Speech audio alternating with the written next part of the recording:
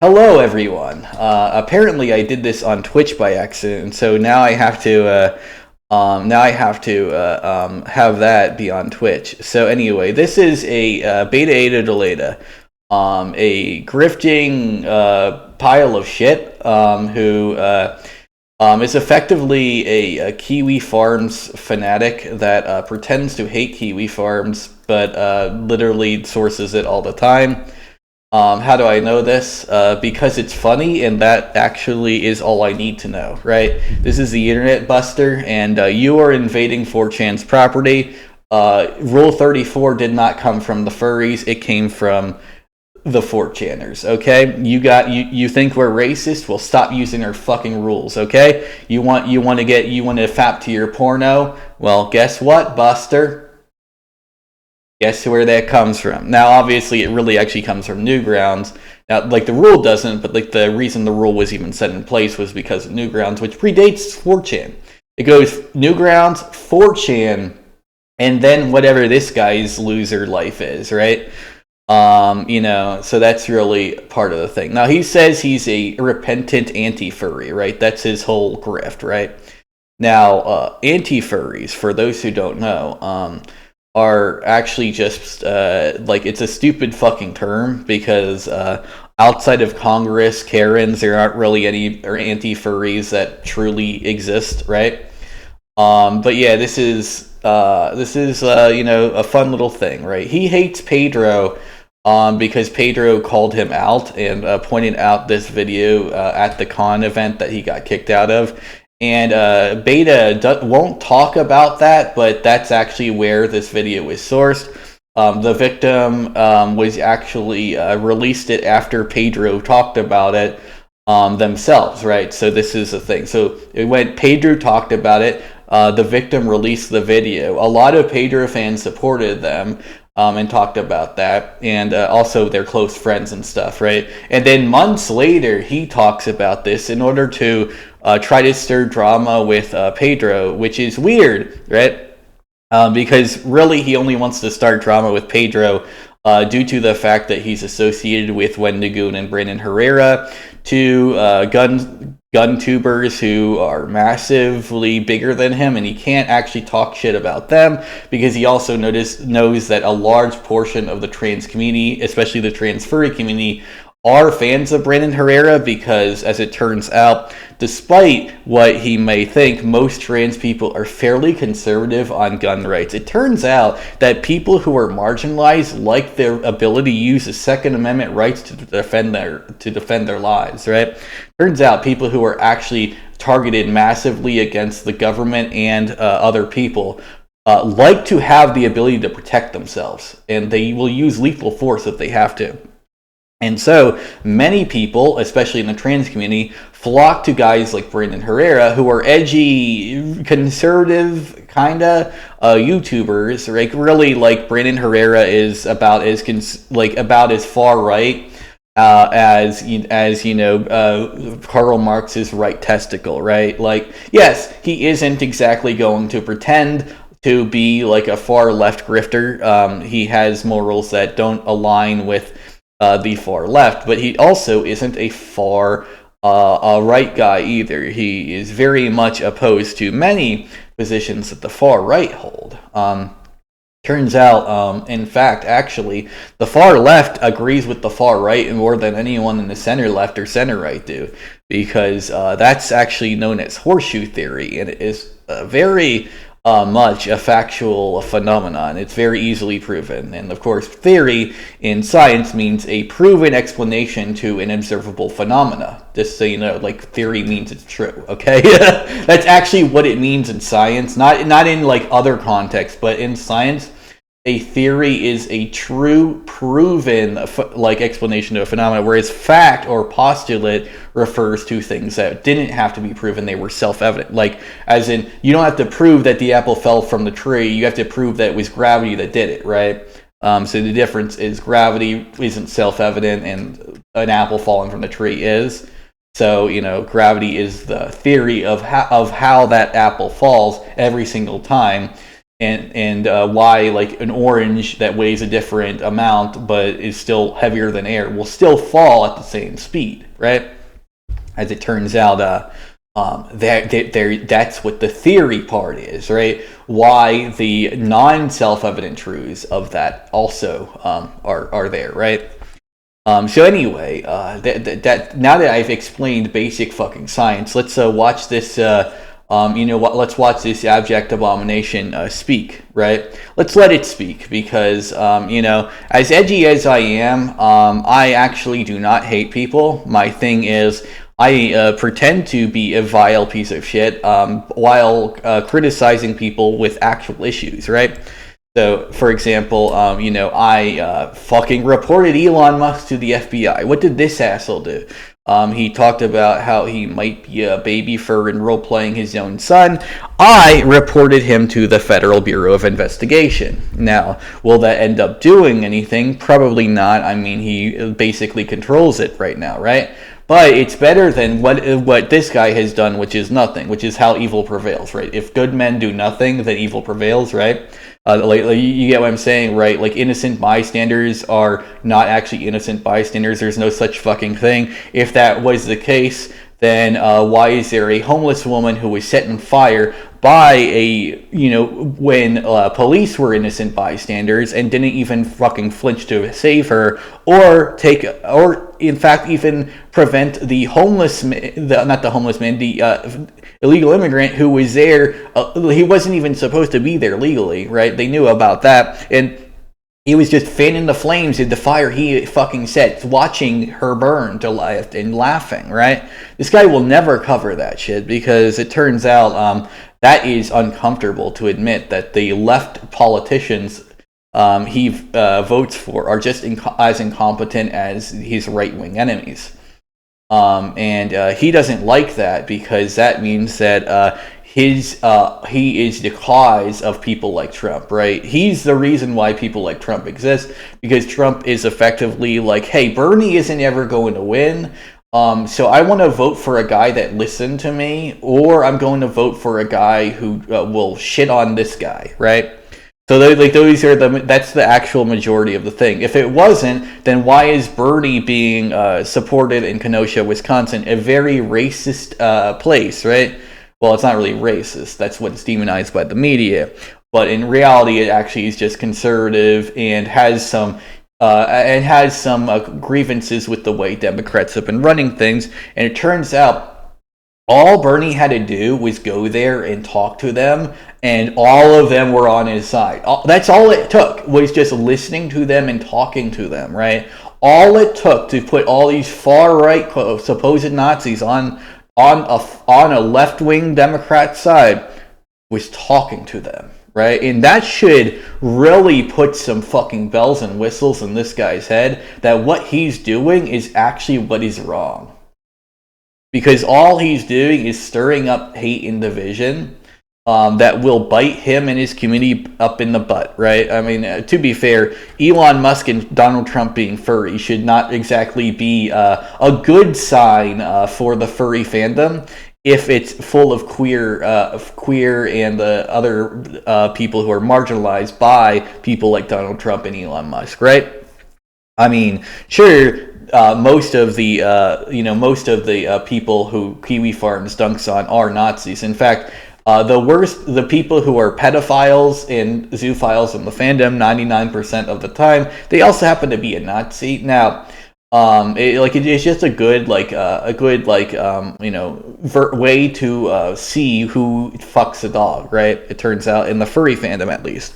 But the issue there, right, of course, is that in order to acknowledge that it's Kiwi Farms who is telling him these things, he has to go on a site that says mean words like the word nigger, right? Or faggot or troon, right? But it turns out like half the people who are on there don't actually hate black people, trans people, or gay people, right?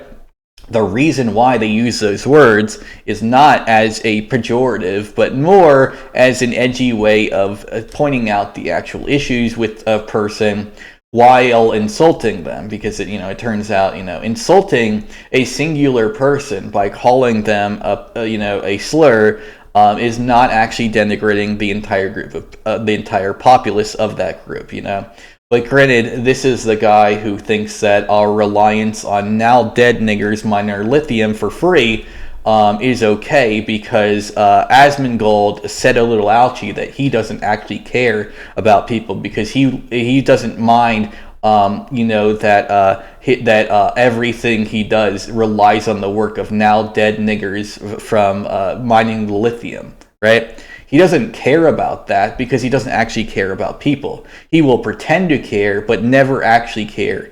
And that should frighten people. And in fact, it does. That's why most people do not actually agree with this guy if you are afraid to speak out. But I'm being honest, I'm not. I have a spine, motherfucker. Fear me. Bark, bark.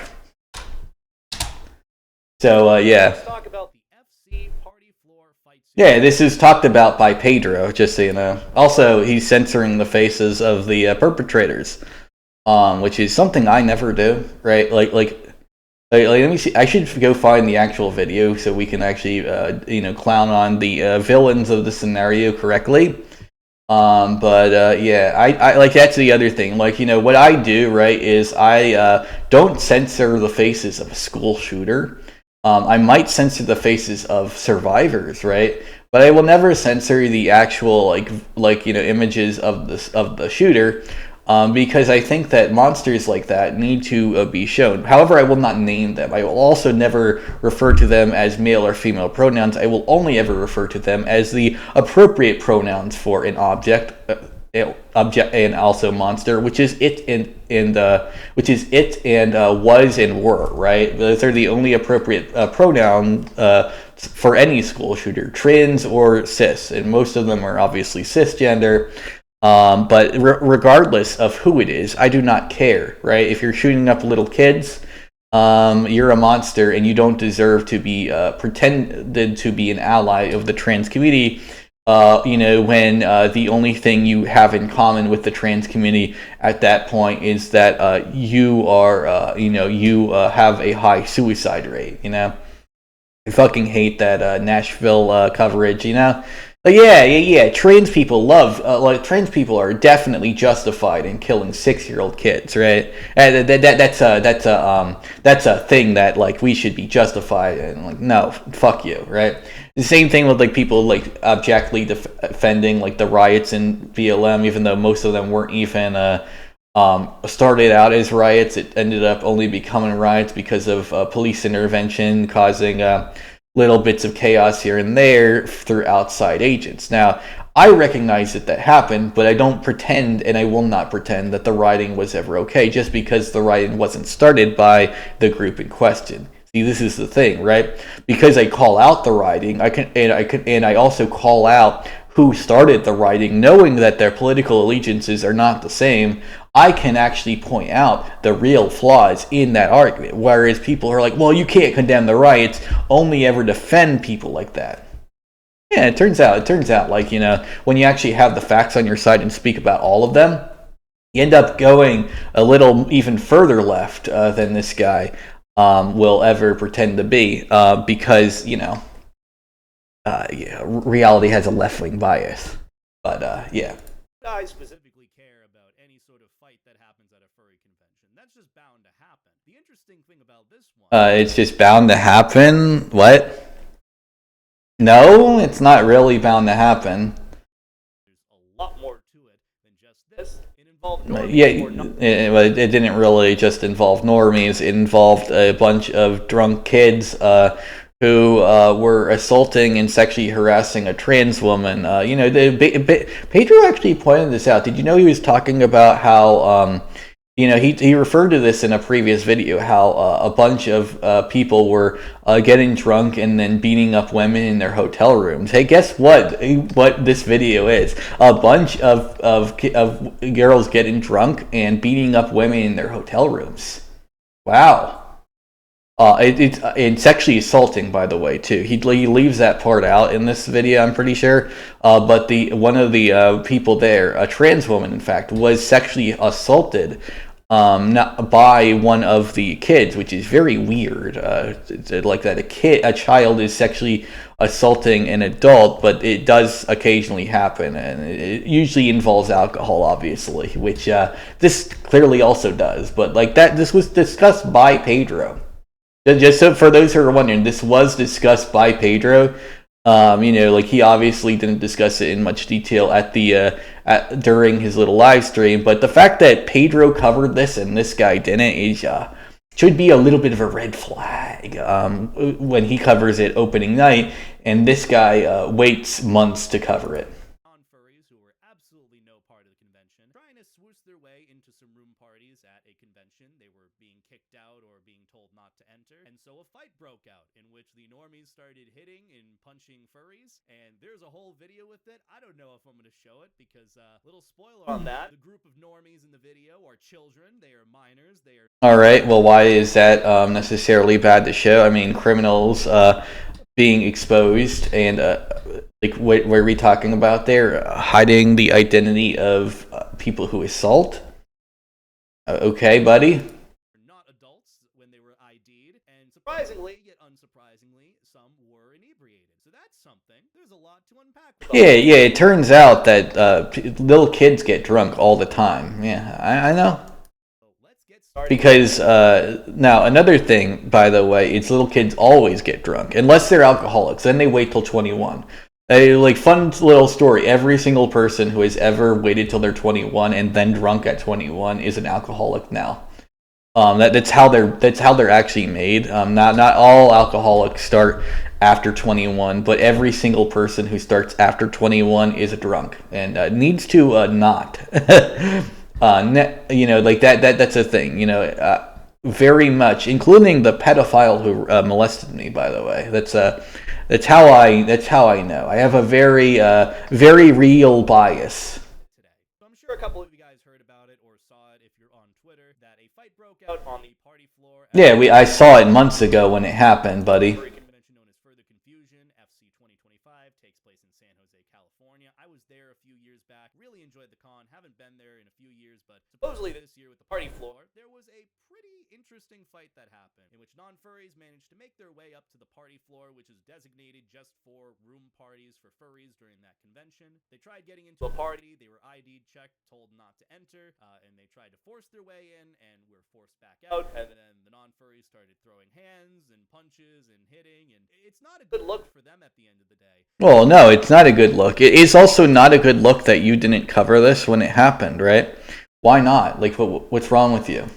It's really ironic, too, because a lot of non-furries say that furries are the weird ones, yet clearly, being inebriated and trying to force your way into... Oh, yeah, absolutely. It's projection at its finest. I don't really see why, reporting that every conservative accusation is a confession in 2025 is a thing that you're required to do, but okay, Buster.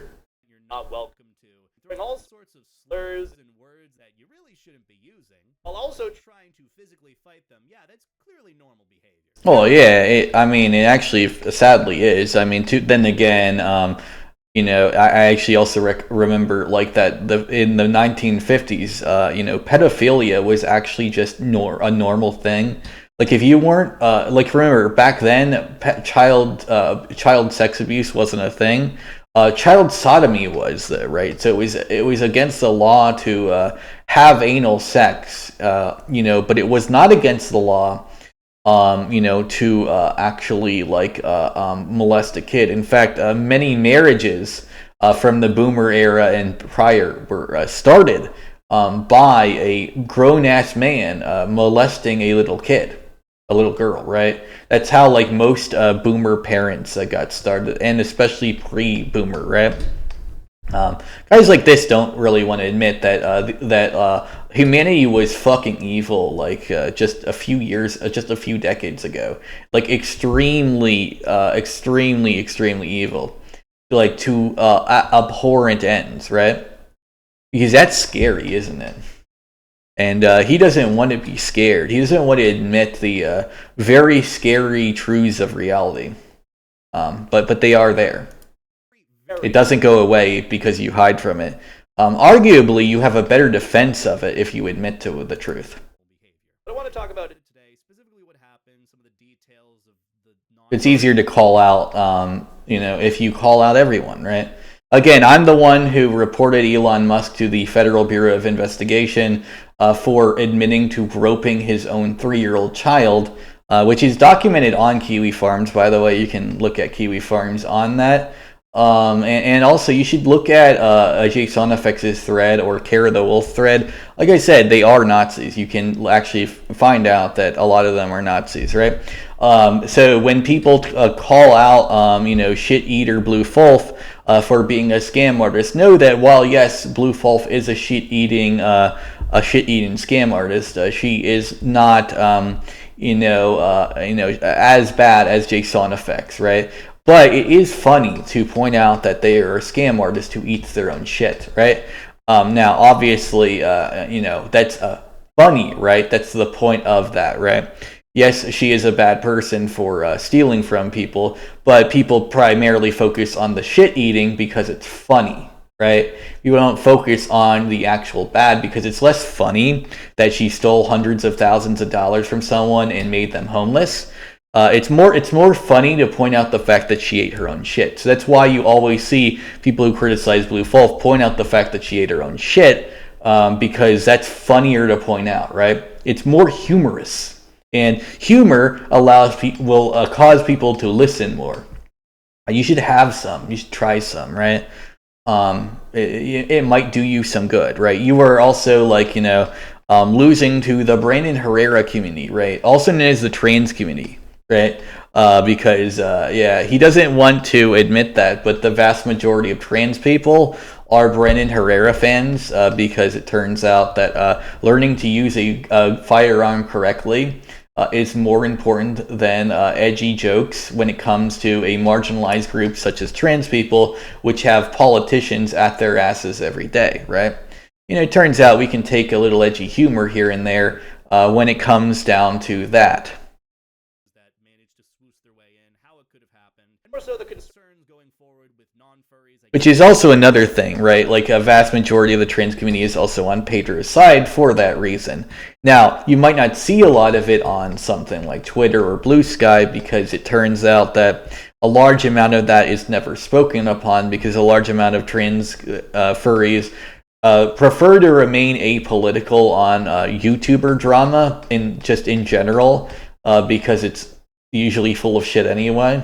Which is why, this is how this guy is full of shit anyway. He's talking about YouTuber drama in the first place and not actually anything relevant to society. Which it's not really a problem that non-furries are at furry conventions. It's just that the ones that are rude and disruptive that are the problem. Either way, non-furries try to get... notice he's trying to stir the pot against Pedro without telling you, and then he straight up tells you later in the video. Furry event or a furry party that they weren't allowed to. They were very quickly barred from entering. It's a very much a weird thing that he has this odd beef with Pedro. Now, for those who are wondering why he has this beef with Pedro, he will pretend to have not listened to the live stream, even though I can tell you that he did. I was there with him on Twitter. A little fun fact. A lot of streamers that you might also listen to it, but you might not really know this, but a lot of them agreed with him, including some big ones that are way larger than you in the community, right? And it turns out that the reason why is because, they actually listened with their brain stem. And, people aren't going to be cry-bullied out of the fandom anymore. Cancel culture is going to continue to fail because it turns out, that just say no works not just in the context of social media YouTubers like Asmongold. It also works here, right, in the furry fandom. And so people like me people have tried to cancel me for years. Because I am a friend of someone who is always nice to me. And people try to say that is not okay. And I said, well, this motherfucker was always nice to me, and you have always been a piece of shit to me, so I'm going to say no to that. They try to cancel me, call me all sorts of nasty things, and it didn't work. It never worked, and it never will work, because all I had to do is say no. And that's all you have to do to avoid cancellation. Just say no. Turns out, kids, that there is a very, very, very, very extremely powerful power move that you can do against these guys. Just say no. It works every single time. Tried to enter, and so force was used to keep them from entering the party just by holding them back and being like, hey, don't enter. And then as a result, they're like, oh, hey, you're touching us. We're going to start fighting and punching you. And so that's what happened. Hey, guys, I think I found Bomb Voyage's target audience.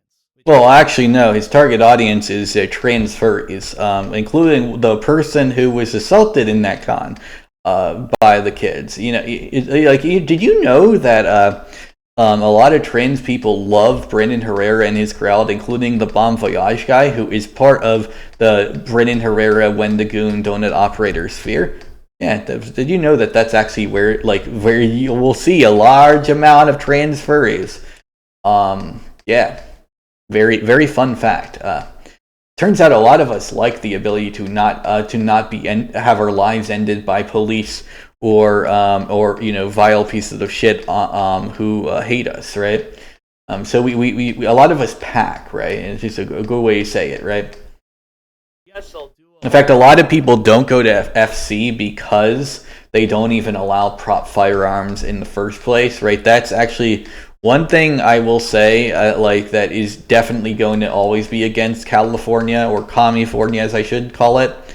They don't like guns, right? And we would think that a state that it was so on fire early this year that you could see it from space, and it was apparently like that year after year after year, would get into their little skulls that the way things were run in their state was not okay. But they keep letting it happen, so whatever, right? My girlfriend, I had to try to tell her, she's burning alive out there, basically. I'm like, hun, you are not okay. You should stop saying, oh, I'm okay, I'm okay, I'm okay. Like, fire should not be seen from outer fucking space, hun.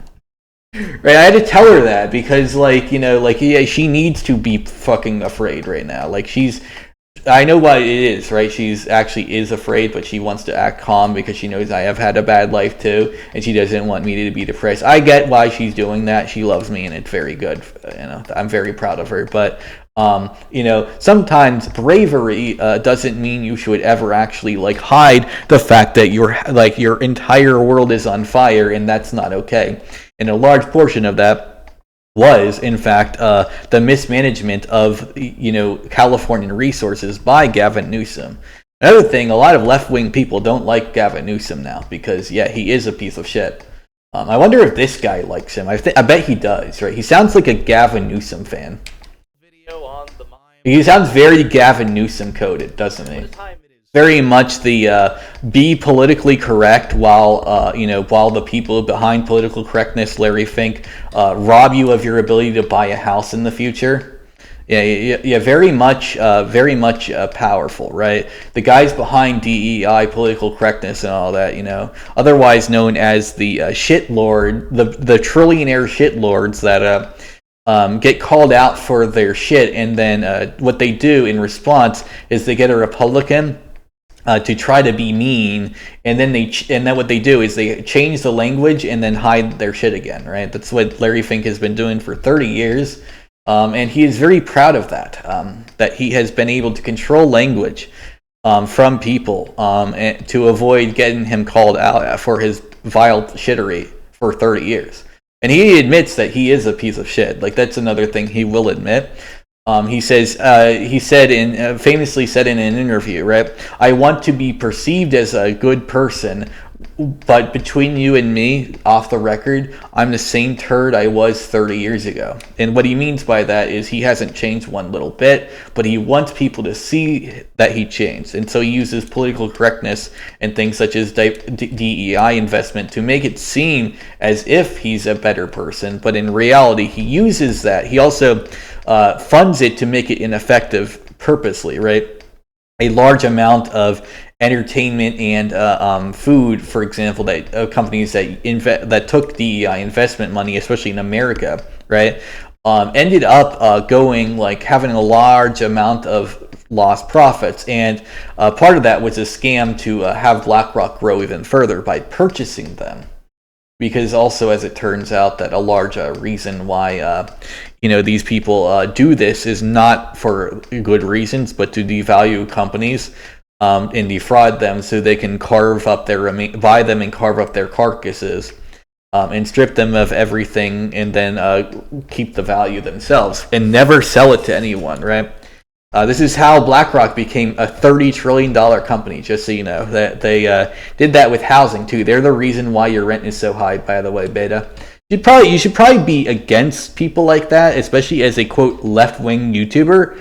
But you would have to actually agree with some of the right to do that. And that's scary, isn't it, right? To acknowledge that some of the right ideas are not exactly wrong to have, and you can't just play all one side, because you end up actually siding with the far right by doing that, because a large amount of, quote, the far right are just edgy fucking douche tubers. Like, I mean, Nick Fuentes, actually, you could see the fear in his eyes when he found out actual Nazis were in Congress, because, he's a Mexican homosexual, not a Nazi, but he larps as one because you annoy him, and that is and pissing you off is very much the goal of a troll like Nick Fuentes.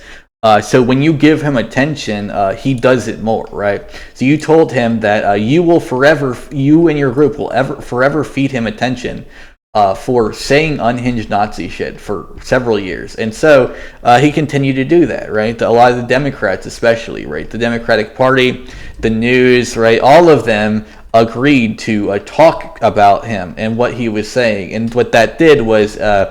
it turns out that made people know he existed and give him attention. And that's what he actually wanted, was attention, right? Because he wanted the news to be pissed off, and their reaction was very much delicious, right? However, it turned out that guys like Steve Bannon, actual Nazis, came, right? So this is like the boy who cried Nazi. The far left was calling edgelords Nazis for years, and then an actual Nazi like Steve Bannon pops up, and nobody knows the difference, right? What's the difference between Nick Fuentes and an actual neo-Nazi who wants everyone dead? Obviously Nick Fuentes will stop at words and edgy jokes, whereas Steve Bannon actually gets into political power and tries to enact those policies. That's the actual difference, just so you know, right? An edgelord will say things that are mean, and if you get mad at them, that gives them power, right? Whereas an actual Nazi, they don't really care about what your reaction is, whether you like them or not. The entire point is to make you suffer, right? So congratulations, far left beta Doleta. You caused the Nazis to gain power and influence over America. How does that make you feel, you fucking Nazi piece of shit? Because I'm going to call you the actual Nazi, because you're the reason why they're there. To be Mr. YouTuber man, I don't talk about this because I have to. I talk about this because I want to. I could very easily be like, I don't care about this. I'm going to do a video on the first ever Fursuit parade I did, which is also going to be a future video at some point. But truthfully, I wanted to talk about this because there's some very interesting takeaways. He wanted to talk about this because he was getting called out. He's pretended in the comment section that that's not why he's doing it, but he actually was. That's legitimately the reason why. Just so you know. I'm not going to sugarcoat why he's talking about this. I will not lie to you. I am not Beta Eta Doleta. I am a small YouTuber who knows what's going on because I actually pay a fucking attention and talk to people. What's funny is I'm a much smaller person, but I've probably talked to many more furries in the fandom than he has. Just because I am a person who talks to a lot of people. Now, I don't speak for everyone I talk about, right? I don't even speak for everyone in any community, right? I am just a small trans YouTuber. But I do speak for some people, right? And that's more than he can say. Many people that I've seen aren't really having with regards to this. And also, mainly from my perspective, some concerns for people people saying that FC or the staff at the convention didn't do a good job at handling it. I think at the end of the day, maybe there were some precautionary measures that could have been taken to at least make that party floor safer, but again, it might just be a logistic reason why there might not be as... Well, actually, what I would assume is that the con is not able to fund security because, that would cost a lot of money. Like, I get that. I'm not really mad that the security took, too long to show up, like some people are. I'm actually just mad that you guys are being shitlords when talking about it, trying to stir drama with another community while trying to hide it and very poorly hiding it. You're very bad at stirring the pot, right? You should not do it. You are not even getting in trouble for stirring the pot. You're getting in trouble for stirring the pot badly, right? It's like lying, right? You're never in trouble for lying. You're always in trouble for lying badly. Otherwise known as getting caught. And making it obvious, all right? Security there, you can't really bar off entry period since it's part of the hotel. I don't know what the jurisdiction is for that. At the end of the day, con staff came in, they took care of it, security came and escorted the non-furries or normies out. You're probably wondering, though, why was a group of non-furries at a furry convention in the first place? Because they happen to do that all the time. Like, honestly, this is a hotel, too, so, it's very, very weird that, this is even considered a question, right? A hotel that has multiple things happen at once isn't purely designated to just the convention, right? And maybe the reason why they can't afford the entire hotel is because, of all the shit that they do. Because if FC has been going downhill for a while, that's actually why it's half the size of all the other good big cons. Right, like all the cons that were pro Pedro have double the members that this one does. Maybe that should also be a sign, right? Like that the ones that were pro Pedro were twice the size, almost as if they were lit because people like Pedro, and having fun will double your audience every single time compared to caring about people being offended for their spinelessness. Because FC is almost always booked at the same time a volleyball. And really, that's what that is. People who get mad at Pedro are spineless, whereas people who actually get mad at this because it's an actual fucking issue, right?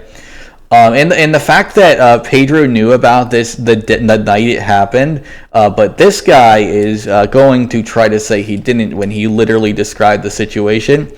Is a little odd, right? That's what he described when he referred to the women he probably didn't know the ages, but he referred to women getting drunk and sexually assaulting people in their hotel rooms. Which guess what? There was a sexual assault at the hotel. In that hotel room, and the trans woman got it wasn't just some punches. It wasn't just some punches, buddy. It was very bad what happened that night. It should be called out. There was a volleyball tournament happening in the same convention space as the furry convention at the time, and usually it hasn't led. Yeah, there's plenty of normie little things that go on at the same time as conventions. It's almost all of the time actually. Another thing is, aren't a lot of politicians secretly, not secretly furries, right? We know Obama, Trump, and Musk are, but we should probably figure out that a large amount of them are, right? I mean, let's face it. As much as we hate it,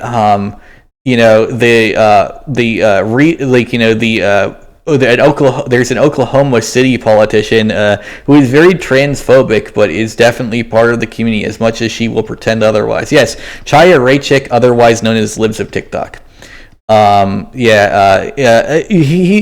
obviously not welcome in the community. She's a piece of shit, and she's a piece of shit not for just the things he talks about, but basically everything about Chaya Raychik.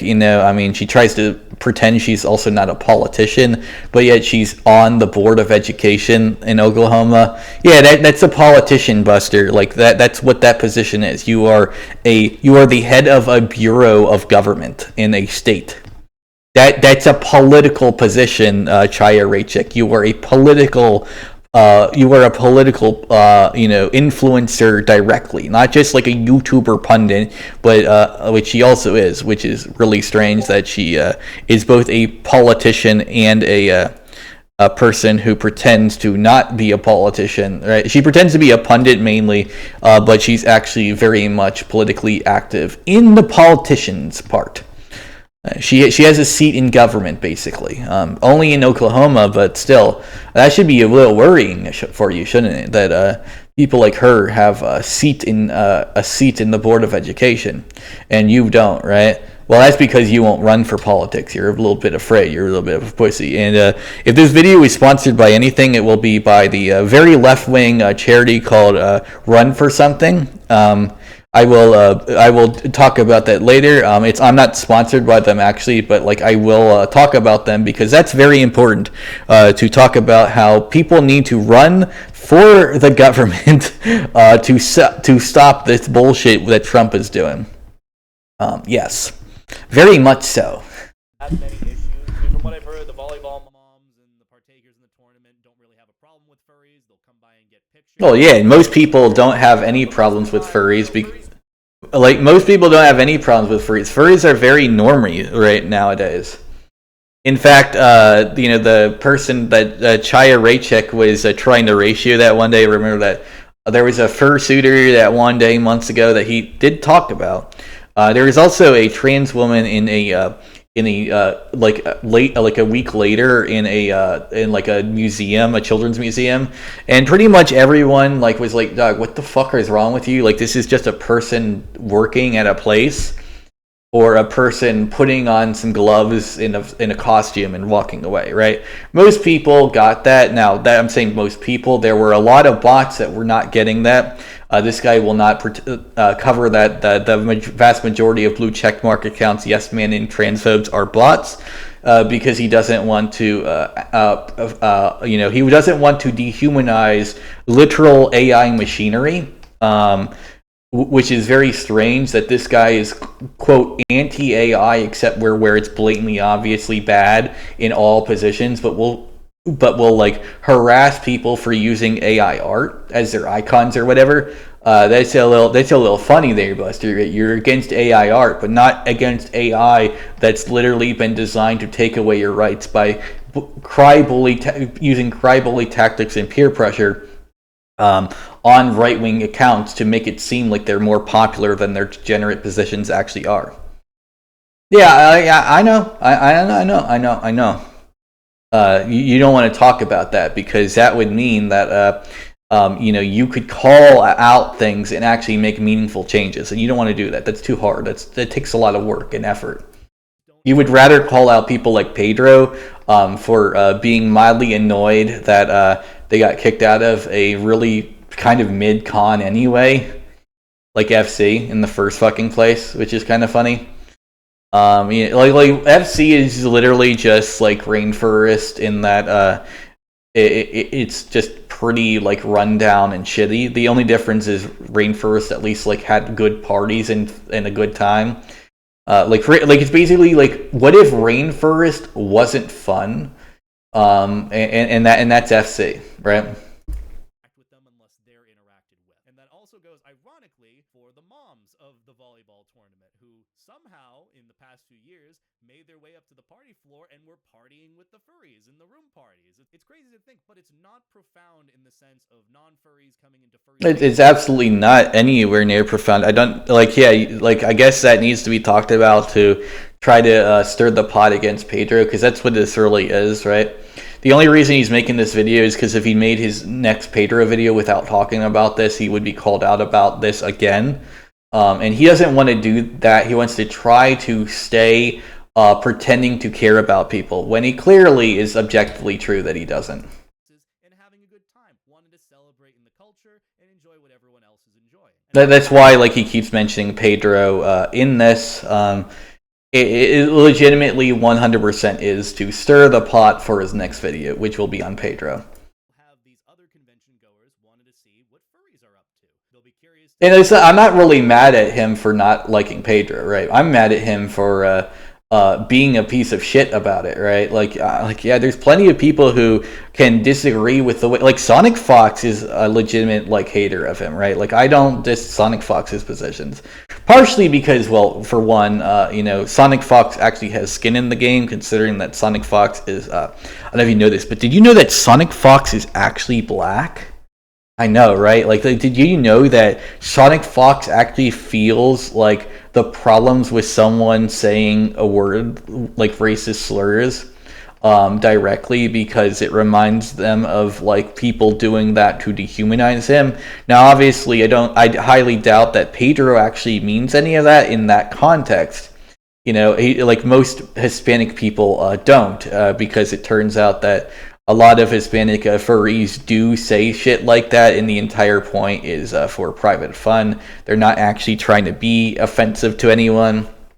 A very large amount of that is, trying to just pull people's legs and stuff like that. But it's fine for someone like Sonic Fox to get offended by that. But it's not fine for someone like Beta Eta Doleta to get offended by that, for the very same reason that it's fine when a Native American gets upset at a Native American depiction in furry art, but it's not fine for white women to get upset at the same thing, right? And the reason why is very simple. You are Native American. You aren't black. Why are you upset at this way, right? Like, that's really what it comes down to. You don't have the right to be upset.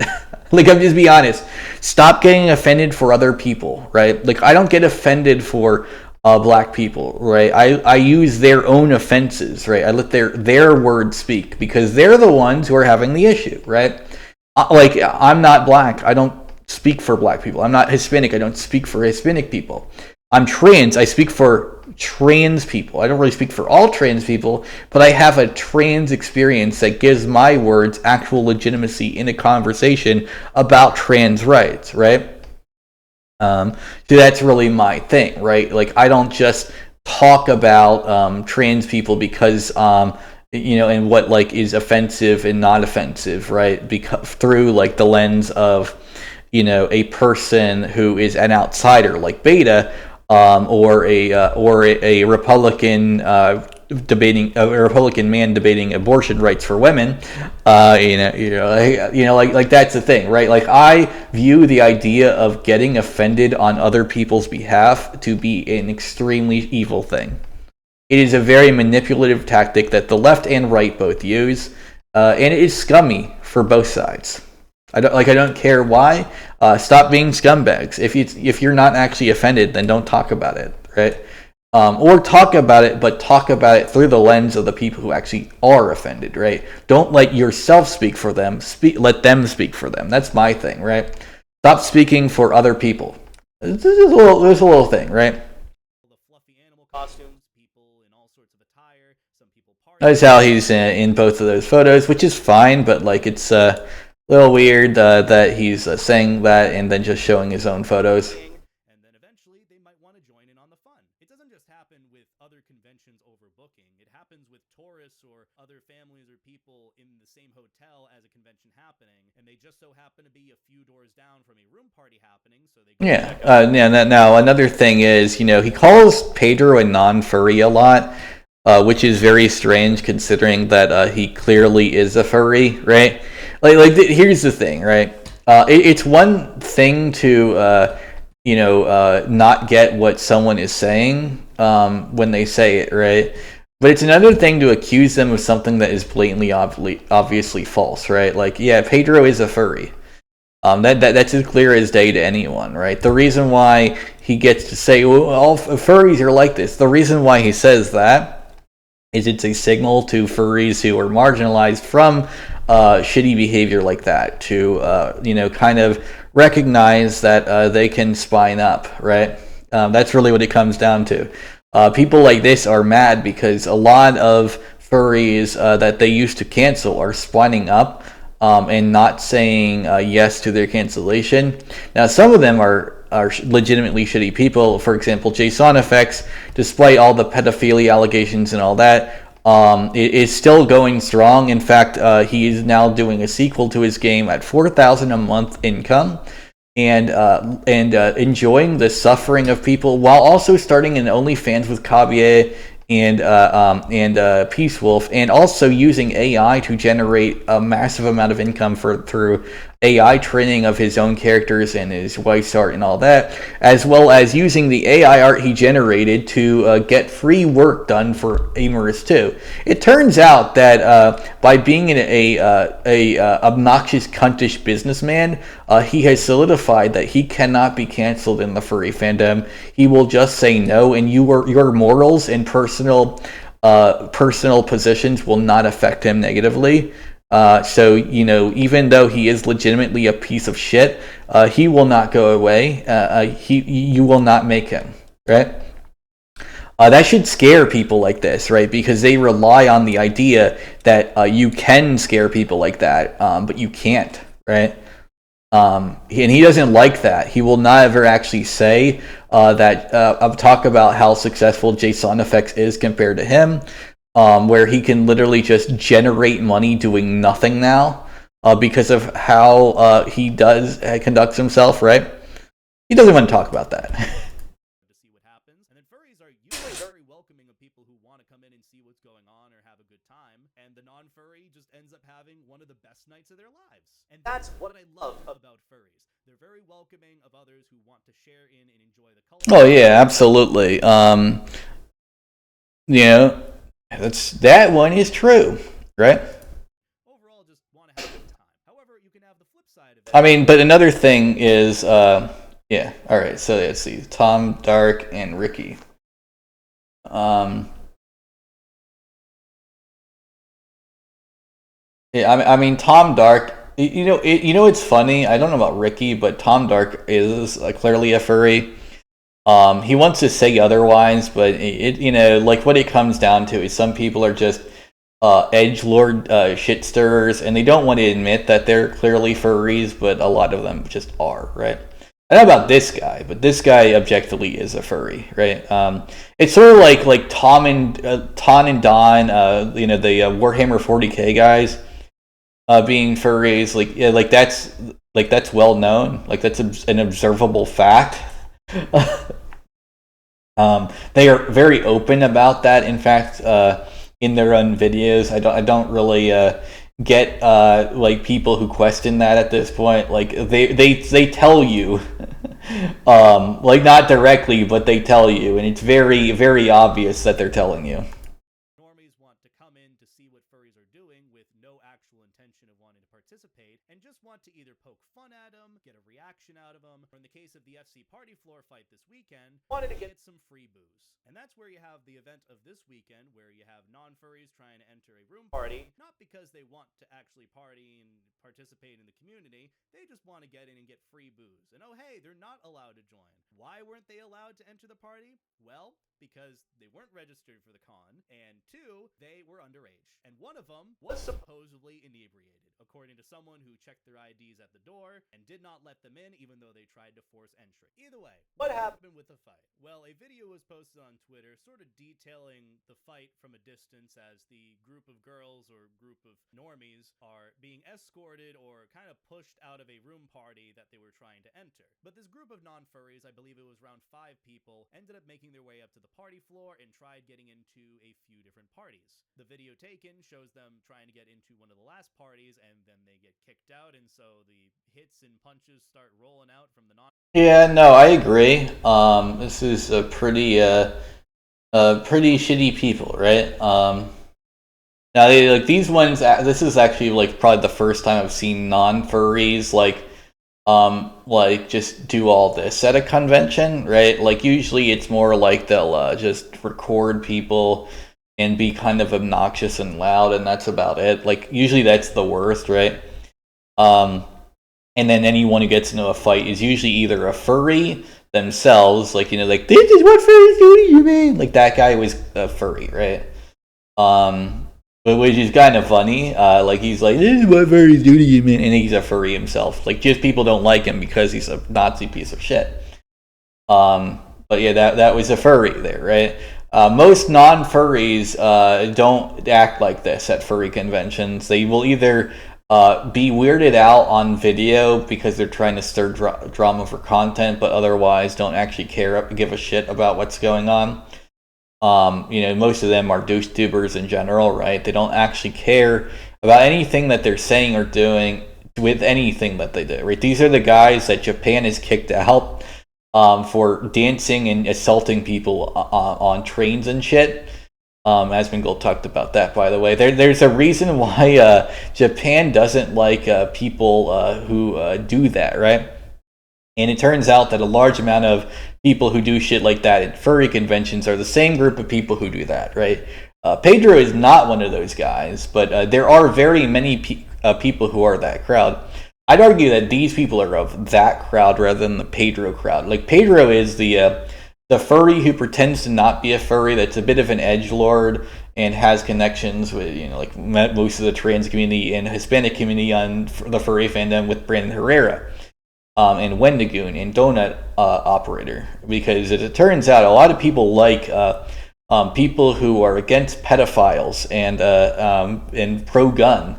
When it comes to, they're a marginalized group that is often abused by people, as children, right? That's a large amount of the trans community are abused by child molesters. So people don't like child molesters in the trans community a lot because a lot of us, including myself, are victims of that shit. In fact, there's a large conspiracy by like people like Stone Toss and Kiwi Farms is that a large amount of trans people are genuinely trans are victims of sexual abuse. So they try to say, oh, sexual abuse is how people are made, right? And that's why like the whole protect trans kids and stuff is a thing, right? Now, I'm of the notion that protect trans kids is a bit of a silly, in that yes, we should protect trans kids, but that very few of those kids are actually ever trans, right? Like, a kid wearing a dress isn't trans. Like, that's just a 4-year-old acting like a 4-year-old, right? At least when they're 4 years old. Now, if they're 12 or older, maybe we got something, right? But they're like 4 years old. That's just normal for a 4-year-old. They're curious and will do whatever the fuck, right? So, for me, it depends on what we're talking about. Are they 4 years old or are they 14 years old, right? If they're 14 years old, that kid's probably trans. But if they're 4 years old, there's a bit of a different story there, isn't there, Buster, right? That's a normal behavior for a 4-year-old. The 4-year-olds are genuinely very curious. And it turns out a lot of them will probably be less likely to be trans if they're just allowed to be curious. Because it turns out a large amount of gender dysphoria actually is caused by abusive behavior. Not all of it, right? Obviously, not every trans person who is actually trans was abused. And when I say actually trans, I mean, has genuine feelings of dysphoria or discomfort with their own body before they transition, right? As in, you don't have to feel it after you transition, but if you are not feeling it before you transition, why are you transitioning? That doesn't make fucking sense, right? The idea that before transition, trans people are mentally ill should actually be an accepted fact, because otherwise, why the fuck are they getting all these medications and surgeries to transition their body in the first fucking place? Well, the answer is they aren't, right? Trans people that haven't transitioned, including myself, are mentally ill. I think that needs to be accepted. It should be a standard discourse, right? That's not a problem, right? That's admitted, it's not like trans people being mentally ill is bad, right? In fact, I'd argue that it's a good thing to admit that, because that means that we're admitting that we need help, and that's why we're getting these treatments in the first place. Because it is the treatment medically ascribed for us in our conditions. Well, obviously, people who have transitioned and no longer experience gender dysphoria are not mentally ill, because the mental illness is the dysphoria, not transition in itself, right? It's the depression that makes you feel like you're in the wrong body or gender, right? That's what the mental illness is. Now, gender, because remember, sometimes you don't even need to take hormones. Sometimes it can be as simple as wearing a dress. That's why transgender is a very umbrella term. It includes people like femboys and Oda Kanoko, despite what a lot of lolicon anime YouTubers will try to say otherwise. Femboys are trans. They are defying the gender norms. Now, are they the same trans as a transsexual, someone who has to get surgical procedures as well as hormones because in order to feel appropriate with their mental health? No, they are not the same kind of trans. But trans kind of covers all of gender queerness, right? Well, not really. Actually, genderqueer is honestly my preferred term because genderqueer is more appropriate with what is. I also always take out I prefer like this thing where I call it GBAQ, right, with a dash, and the reason the dash is there, GBA-QI, right, and the reason to why I do that, right, is gay, right? And lesbian is just gay, but for women, so I don't really know why we need to have a separate term. When lesbians are gay, but gay aren't all necessarily lesbian. They cover both, right? And then bi, of course, bi is different from gay, and so is asexuality, right? And then the dash is to say that those are sexualities, and these are still in the same marginalization of groups, but these are about identity rather than sexuality. And then those would be, gender queerness, intersex, and I think we need a third one, which is aromance or so because aromantic and asexuality they kind of go together, but they're not the same thing, right? I don't, right, that's the thing, right? And so, you have identity on one end, and you have sexuality on one end and identity on the other. But they are grouped still together. The dash isn't to separate them. The dash is just to classify one as a group of sexualities and one as a group of identities. See, this is the thing. When I say I don't exclude the trans community from the gay community, I just admit that there are differences that need to be acknowledged, but also still need to be accepted as fighting the same fight. But we just need to recognize that yes, sexuality and identity are a little different. Not all the difference, but a little different, right? And I feel like that would make it a little more fun, right? But that's the thing, right? Another thing, to be fair, though, is remember, these are the guys who, California is, this convention are the guys who fell for the 4chan Nazi pride flag gag. Yes, believe it or not, the progress flag was designed by 4chan as a meme against the way progressive leftists like to pretend they care about people. And the triangular thing at the end on the side was designed by a troll because you could put that triangle into a swastika. So yes, that was intended by the people who designed it because it was designed by 4chan trolls. Now, it wasn't actually the thing is trolls, not Nazis. I always actually differentiate between the two. Because 4chan are trolls, but Nazis believe the troll, right? So I'd argue that the California politicians are the Nazis because they're the ones who believed the troll, right? The trolls are shit stirrers trying to have fun because the real life sucks, and you got to have fun somehow. And sometimes edgy humor at the expense of others is a way to have fun, at other people's expense. So yeah. To throw racial and homophobic slurs around like candy. And that's where you see the video pretty much pick up from there. The 2 out of the 5 people in the group are being escorted or pushed out of a party, some throwing punches and hits. They eventually back away once security kind of comes in, or whoever is in the red. I also got to do a bit of a deep dive on the person everyone says killed themselves because of Kiwi Farms. I know who that was. Kiwi Farms definitely had some issues with it because they denied the person's death, and to be fair, primarily that was pretty shitty to do, right? But part of the reason they denied it was not just to dissuade blame. They weren't really the ones guilty of it. They weren't exactly helpful of it either, right? The person killed themselves because of a lack of a social help that they needed. And a large amount of that was that they were outed from the trans community as well for being on Kiwi Farms in the first place. They were a massive Kiwi Farms user, in fact, as well. So, Kiwi Farms, of course, is not a community for love or cherish at all. I don't like the community, but I will also admit that a large amount of the doxes I do are from there, right? Because, it turns out that you can admit a website is useful without agreeing with everyone on that or everything they say. Did you know that? I can admit that Kiwi Farms is a useful site for doing like deep dives into extremely awful, shitty people, like especially Elon Musk, or a little less shitty is Grums or Razorfist, although Razorfist is very much... Man, finding out that guy was a pedophile fucking broke me, because I love his content, but then he just molested a child.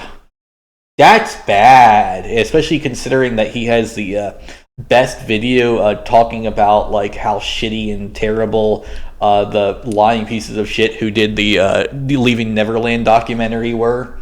The fact that is the only guy that really has done a deep dive into that, and he also is a pedophile, so now it's this guy maybe defending Michael Jackson's false allegations, but he has true allegations against him, and that makes it hard to show that to people, because yes, Michael Jackson is innocent, and it is observably so. But Daniel Paul Harris, I sometimes call him Kamala's dipshit cousin, because they share the same last name. That's actually the reason why I call Razorfist that. It's because his last name is Harris, and literally zero other reason. But kind of to put a diss on him because he's a pedophile, to say he's a less successful member of Kamala's family, because obviously Kamala is more successful than him, considering that she, it was a little bit of a landslide victory, but she could have become president, and she was vice president, so that's definitely more than he has ever been. It's a bit of a diss, effectively, against the positions that he has, and how he's kind of just gone off the quack end to remember, he always was conservative and very openly so, but he was never this much of a quack before 2020. Right before 2020, he used to actually have some good videos on conservative politics, copyright, and all that, and then he just went off the fucking sour end, right, in 2020. Which is weird, because I don't know why he would think Trump would ever actually do what he wanted, and he actually has to criticize Trump now, realizing that Trump was never on his side, because he was basically sucking his dick trying to agree with him on the election fraud lies in 2020. Yeah, buddy. Here's a little thing, by the way, for anyone who's a Razorfist fan who ever watches this video. In order for an election to be stolen, it would be stolen by the electorate themselves. The voters don't vote for the president at all, even at the state level, right? The state can overturn their state's popular vote to choose who they want. So they never have to pretend that people voted for the president that didn't. They could just say no to their own state's vote and vote for him anyway. So all election fraud would happen not at the voter level, but at the political level itself. That is in the Electoral College. You do not vote for the president, and your vote does not count, and never has. If the president got 0 votes from people, from the citizens of the country, and the other guy got all of them, right? You could still have the guy who got 0% of the vote of the state win, because the politicians wanted him to. So just so you know, that's why I think the Electoral College should be overturned. Not this bullshit about popular votes, but because the popular vote of the state doesn't even do anything. That's the thing with me. I actually look into the thing more than the left ever will, and see the very blatant problems with it that even a conservative could never agree with, because they don't even want that kind of shit. I'm pretty sure, right? And this is why Bernie Sanders is a much more effective politician than anyone in like the Democratic Party right now, because he will go to a conservative district and talk to them. And a lot of times the conservatives, as far right as they lean, find out they agree with him a lot more than they thought. It turns out that people aren't actually this one-sided pillar like the internet makes it sound out to be. A lot of people in conservative districts side more with Bernie than they do with Trump. And the only reason that they are learning that now is because Bernie Sanders is willing to talk to them. And the only reason why other Democrats have not found that out is because Democrats are not willing to do that most of the time. That's why I like Bernie. I don't agree with Bernie's positions, a lot of them, but I agree that talking to the average American is far superior than letting only one side, especially the elite of your side, like that means the rich donors who have a lot of money. It's not really anything other than that. Although I'm sure like people will try to say I'm JQing. No, there are rich people of all races doing that. It's Also, Larry Fink isn't rich because he's a Jew. Elon Musk is richer as an individual and also probably as a corporate owner too. When you really think about it, he also does the same shit Larry Fink does. But the reason why I say Larry Fink is because that's who's one of the people behind it on the left. Elon Musk is basically a right-wing Larry Fink, right? And so what I mean by like Larry Fink and Elon Musk, why do you use those two names? Well, Elon Musk is a South African British person, right? So not a Jew in any way, right? So if we're going to go on JQing, why is it that I'm critical of a lot of white guys and one Jewish man, right? Because they don't want to admit that I can criticize a Jewish person. And acknowledge that it isn't because they're a Jewish person, because as it turns out, I have a lot of people who would rather that be a thing that I need to say. Yes, it is important to distinguish the fact that most people in any group are not the problem. Individual people are, right? So Larry Fink is a piece of shit, not Jewish people. Elon Musk is a piece of shit, not South African Brits. Right? In fact, not South Africans or Brits either, right? That's the thing. Like, individual people are pieces of shit. Like, Beta Doleta is a piece of shit primarily because he's always falling for the cog in the machine. Honestly, if he started to think for himself, he might be dangerous. In that, you ever hear the phrase, if you had brains, you'd be dangerous? It means that if you actually, started to think for yourself, you'd actually get a lot done, right? He doesn't do that, but if he did have brains, he'd be very effective. Which, props to them. I just want to say again, I know probably con staff. Oh yeah, no, props to the con staff. I mean, here's the thing, right? The con, security isn't the issue, right? I'd argue that it's under-secure, right? It needs underfunded for the security, right? But that's not the security's fault, right? Like, the security are paid to do a job, and when they got there, they did the job, right? Anyone blaming the security guards themselves for taking too long is a fucking shitlord, right? It's like blaming the actual officer of the Border Patrol who did solve the issue in Uvalde. When there were plenty, because he took too long to do it. But then you also realize that the Uvalde police were there and did nothing, right? There's a difference, right? If the con staff were like the Uvalde Police Department, that's one thing. But they were more like the Border Patrol, right? Where it took them a while to get there, but they got the shit done, right? There's a bit of a difference, right? Similarly, like the police in New York City on that training scene I keep referring to, right? They did nothing, right? This is why I say Eric Adams should be sent to prison to be anally raped, right? That's a Boondocks joke for those who are wondering. Every time they refer to someone going to prison, they always add the "to be anally raped" bit to it. It's a very running gag in the show, and it is done on the purpose of saying that the worst thing that happens is people get anally raped, and that it always happens, which obviously isn't true, but it's there to get in your head that prison isn't where you want to be, and that is probably the worst thing that ever does actually happen in prison is the anal rape. But like they say it like that to instill into you that you don't want to actually act like this and go to prison. It's not an okay thing to do with your life, and you should try to avoid doing things that get you there, right? Now, obviously, these days we also realize that there's a lot of abuse that makes it so a lot of things that Boondocks, as much as they love the community, there are people who pretend that that's not the case. No, they do love the black community, but they're very critical of the black community for the reason of, well, hey, these actions and stuff do lead to problems. But the issue is some of those actions are forced, right? This is why I always am critical of all ends, right? The response to Derek Chauvin being a murdering piece of shit was not okay in the riots and stuff, but also that he is a murderer and he did deserve jail time.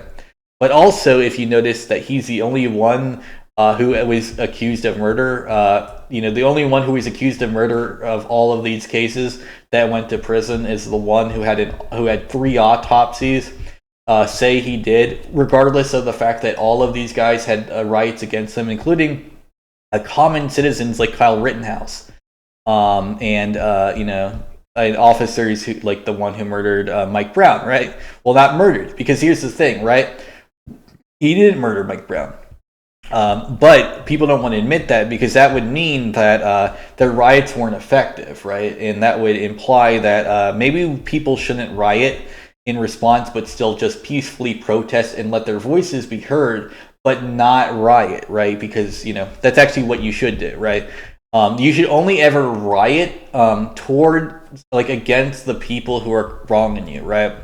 That's another thing. Like rioting against your uncle's liquor store because the police wronged you and the billionaires are wronging you as well is bad, right? Remember, Shuan had disrespected the movement until they went after CNN headquarters. She was very against BLM in 2020 when they resurged, until they attacked CNN. And for those who are wondering why she was for them at that point, she was very much for them targeting the billionaires they said were evil, right? And they are, right? But when they were going after their mom and pop shops in the area, that was bad, because she was very critical of that, because it turns out that the mom and pop shops in the local area are not the problem, but the CNN building, right? The police stations, right? Those are problematic people in this case, right?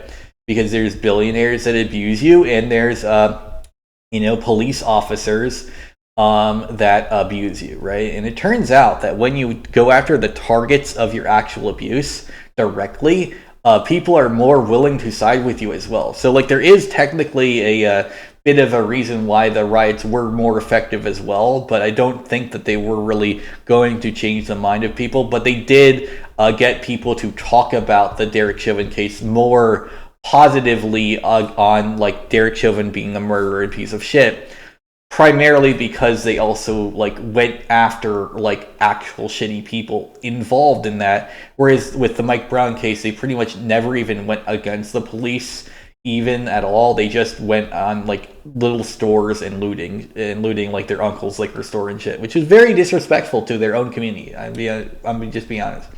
But like I said, this wasn't started by the actual angry citizens. This was started by shit stirrers who were basically paid to stir shit. It's the same thing with the January 6th shit. Nick Fuentes, they were all there, but peacefully. And then Nick Fuentes pretended to get a phone call, and that's what caused that riots to happen. It's on video. He's open about it too. And that's very shitty of him. Now, obviously, I don't think any of those people were really protesting anything meaningful, but if they're not storming the Capitol, that's better than them storming the Capitol, So, Nick Fuentes, shame on you for stirring shit. But that's what I'm saying. There are people who stir the pot, and this guy is stirring the pot. That's why I don't like him, right? It doesn't matter that he's not a Nazi. It matters that he's using Nazi tactics.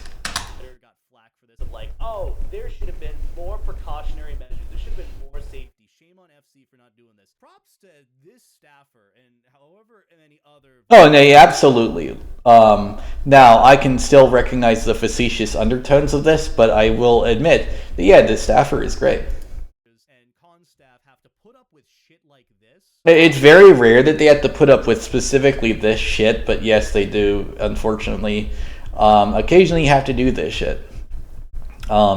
And like I said, it's understaffed, right? The problem is it's understaffed, which means it's a funding issue usually. Not that they aren't doing their job. Like, you can't say someone's not doing their job when they're coming from 3 floors away because that's where the nearest agent was to solve the issue, and then they solve the issue as soon as they can, right? Like, that is the thing, right? You think because I'm critical of a lot of this that I'm not acknowledging the actual issues. No, I am. That's the difference between someone like me and a shitster. I do also recognize that Pedro is a shitster. The thing is, not that I think Pedro isn't a shit stirrer. The difference is that I think Pedro is shit stirring for comedy. This guy is shit stirring to stir actual legitimate hate. Really just back his own ass on a drama with Pedro.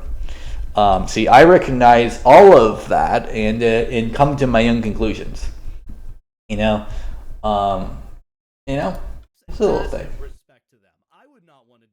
Yeah, no, massive respect to people doing their jobs, right? Also, massive respect to the people who defended the trans woman in the video, too, right? Because it wasn't just con staff got there, right? There were people who were defending the person who was being assaulted by them in the video as well that got them out of the hotel room without, having to stir more violence again, like, than the kids were causing themselves. Very good. Very poggers. This video too is you can immediately tell how out of place they are just by the attire alone. It's not like I'm insulting their attire, but just they look so out of place compared to everyone else on the party floor. I'm just gonna call her the plaid pants girl. She's kind of like the highlight of this. And I don't know about that. Like they look like someone who would be at a pizza party. I mean, like they don't, like, there are plenty of furries who dress very weirdly. I mean, they look like, here's what they look like. They look like poor people, right? They look like people without a lot of money, right? That's what they look like. And so they dress like people without a lot of money. Now, you could argue that maybe that's why they look like, maybe they're not at the con because they can't afford it, right? I mean, that would probably be a legitimate reason why they look poor, because they are, right? Which, is a thing, right? Now, that's not to demonize poverty either, by the way. Poor people, the vast majority, aren't bad people. In fact, here's a little thing for people who use the 1315 problem bullshit to shit stir about how black people or poor people or whatever are all criminals. Here's a little fun fact. Less than 1% of people commit crime in America, right? So every single crime statistic is an outlier for every single group because less than 1% of people are criminals in the first fucking place. Like that should be a little fun fact, right? That less than 1% of people commit crime, so it doesn't matter what percentage of people are committing what crimes, no matter how you do it, right?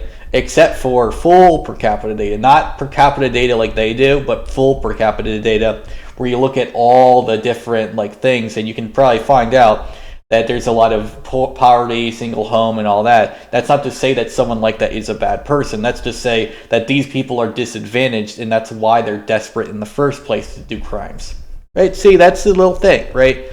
I can call out the racist undertones of people who do things like 1350, because I also know that, yeah, most people aren't even fucking criminals in any community, though. So it doesn't really matter at all, right?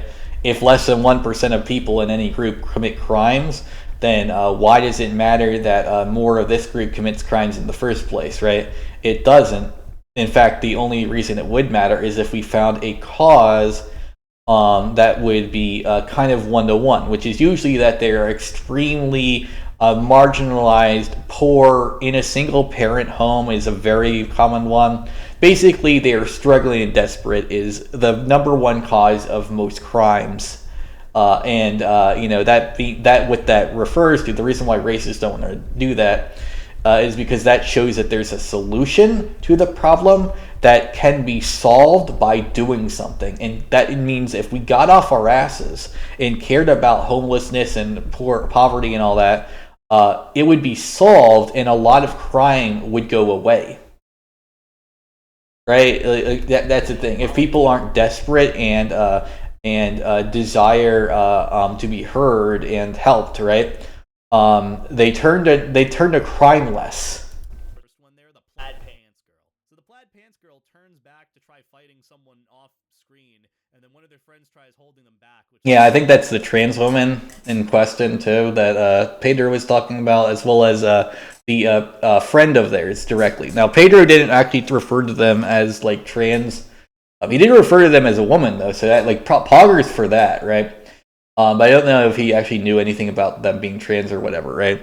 Like it's clear he heard about it, not like actually knew about it by the way he talks about the situation. As in, he wasn't there, but he heard about it happening, right? So he knew it happened from people who talked about it to him that night, but he didn't know all the specifics of it, right? So, I mean, clearly, like I said, he's a shit stirrer too. I'm not. My thing is, I'm defensive of him because I think it's funny and that it's not harming anyone, which is true, right? I'm not defensive of him like from being kicked out of the con either. I'm defensive of like the attitude around it, right?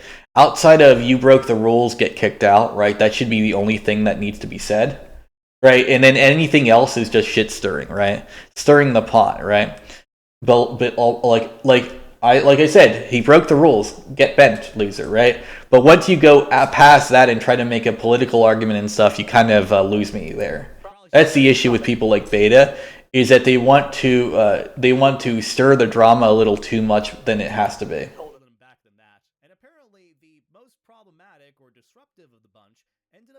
And so he will know that I stirred the shit on his own comment section because of that. He won't like that, but that's why. Because I recognize that he is a Pedro himself. Because the problems with Pedro are problems that he's doing with this video. And his Pedro video too. Not all his videos, obviously. He's plenty of good videos. I wouldn't watch him if he only had bad videos, right?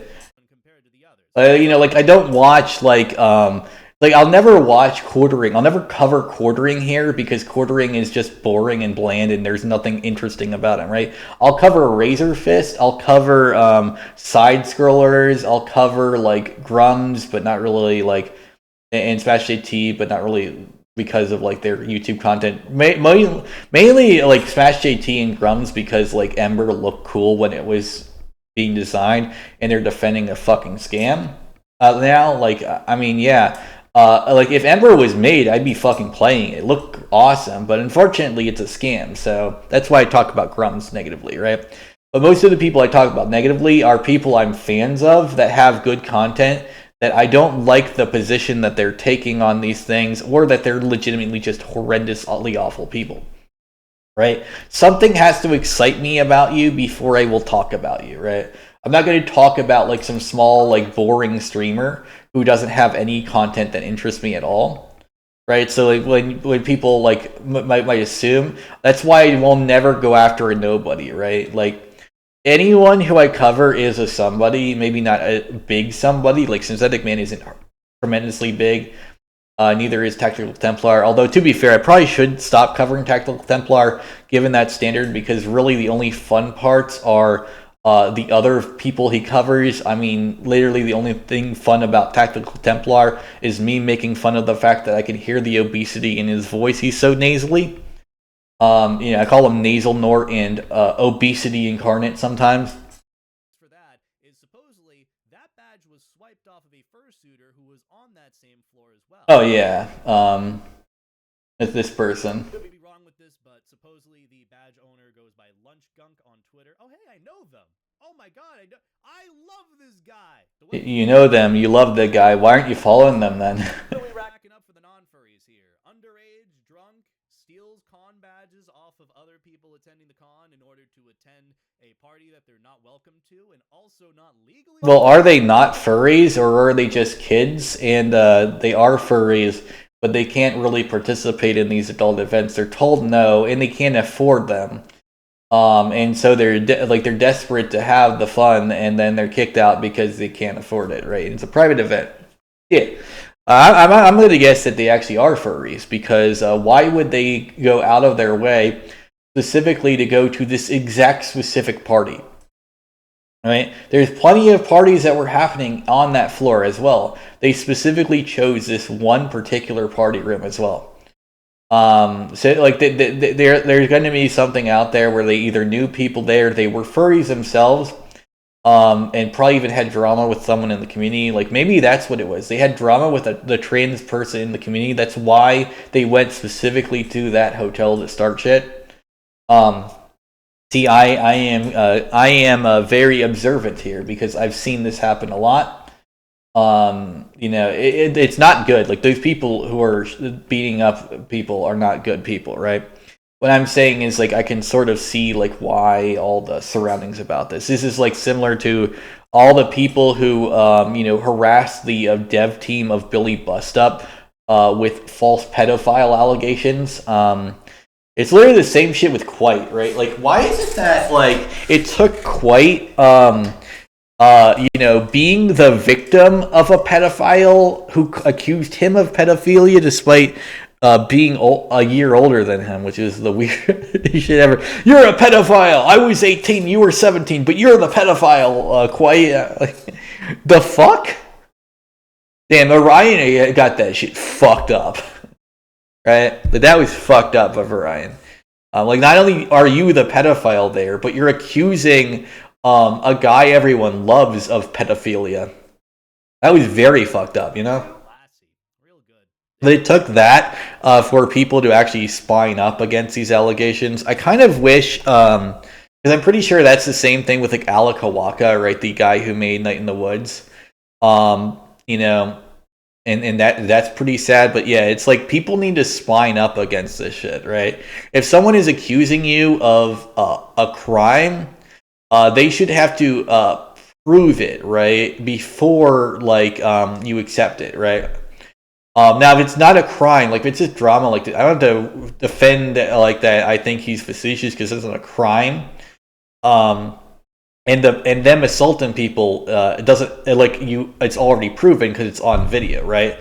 So the crimes of them assault the people, the shit stirrers at the con assaulting people doesn't have to be proven past the video of us seeing that it happen. And me talking about how he's facetious can be an opinionated thing because it's not a crime to be facetious or a shit stirrer, right? So that's the thing, right? Like when it comes to allegations, if it's a criminal allegation, you should have to prove it, right? Because why are we judging someone as if like they have been proven guilty of this thing before they have, right?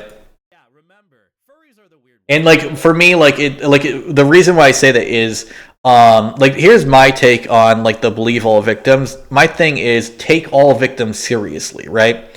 If someone accuses someone of a crime like molestation, take that seriously, but don't believe it. What's the difference, right? Believing it means that you're just blindly accepting what is told to you without looking into it further. Taking it seriously means that you will take it to the seriousness it deserves, because it is a serious accusation, to find out if it is true or not. Before making your judgments. See the difference, right? Like, taking it seriously will protect actual victims, while not defrauding people who are innocent. And then eventually the con staffer escorts them down the hallway, back out of sight. Right. Like, so Harvey Weinstein will still be in prison. But Michael Jackson would not be pushed to the brink of suicide in 2008 and 2009, right?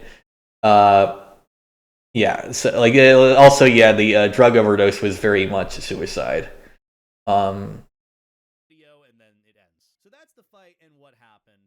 As for the concerns, people had a good few. I mean, you could probably imagine some of the comments or quote retweets of where they saw this video and they're like, "I'm glad I didn't go to FC. This is why I don't go to furry conventions." No, I agree. That's pretty stupid. Especially that second part. Like most furry conventions, that doesn't happen in.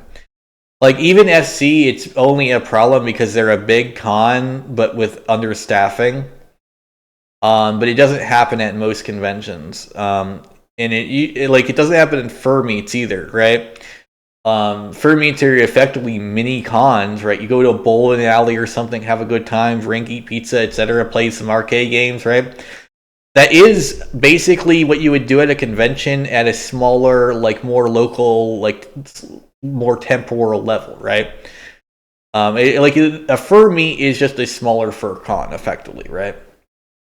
This exact reason, I knew it. I could tell this was going to happen. If you saw some of the quote retweets and replies, there were some people who were concerned about the incident, kind of giving their feedback, critiques, and criticism on the whole thing. And some furries who were more like, "Oh, we should just fight back. If I was there, I'd lay them out." And it's like, please don't do that. As much as some people might. No, yeah, I agree, right? If someone isn't actually physically going after you, you don't really have the right to defend yourself unless it's on your property, right?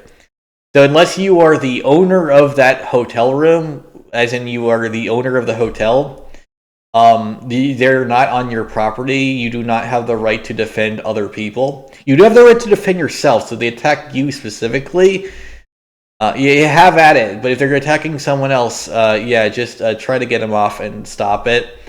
But ultimately, self-defense is the thing. So you have to be defending yourself or your own property, like your house or something.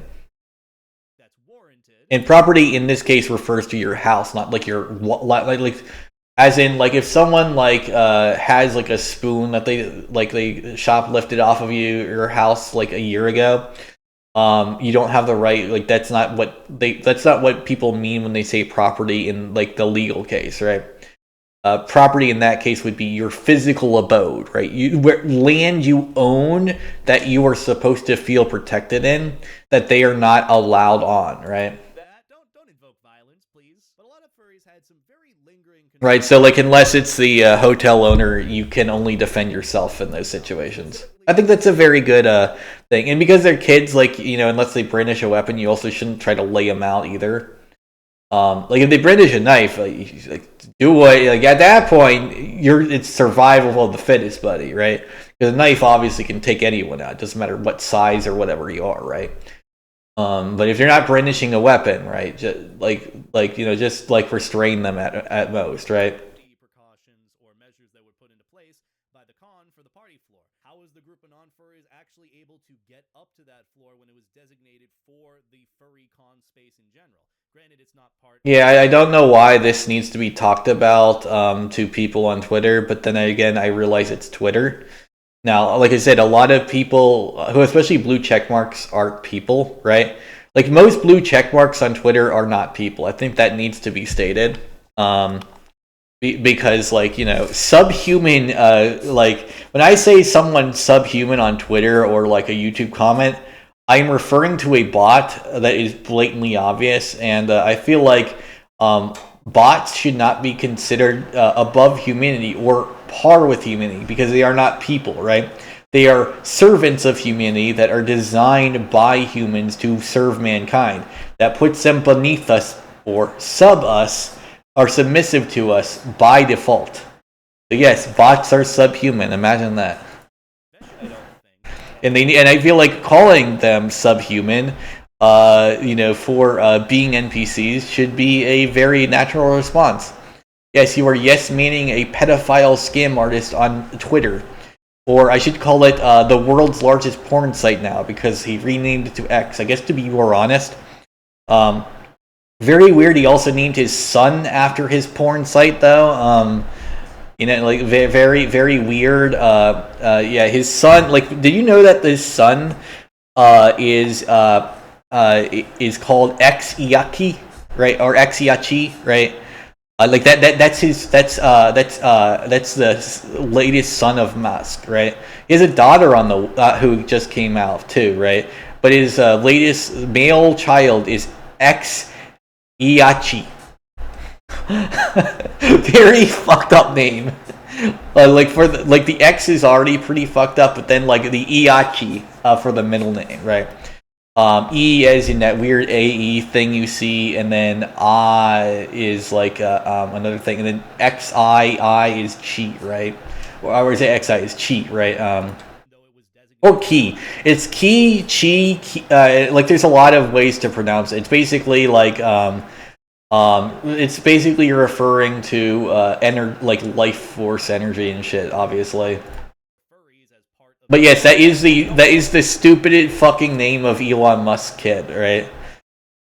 Like if you thought Sharkeisha was the craziest name, you have not seen what this billionaire pedophile tech bro calls the son he molests openly and forces people on Twitter to know that he molests his own child. Because unfortunately you cannot block like anyone anymore, but you couldn't block him regardless. And he would have bots to not only force his engagement, but also force you to like see him anyway.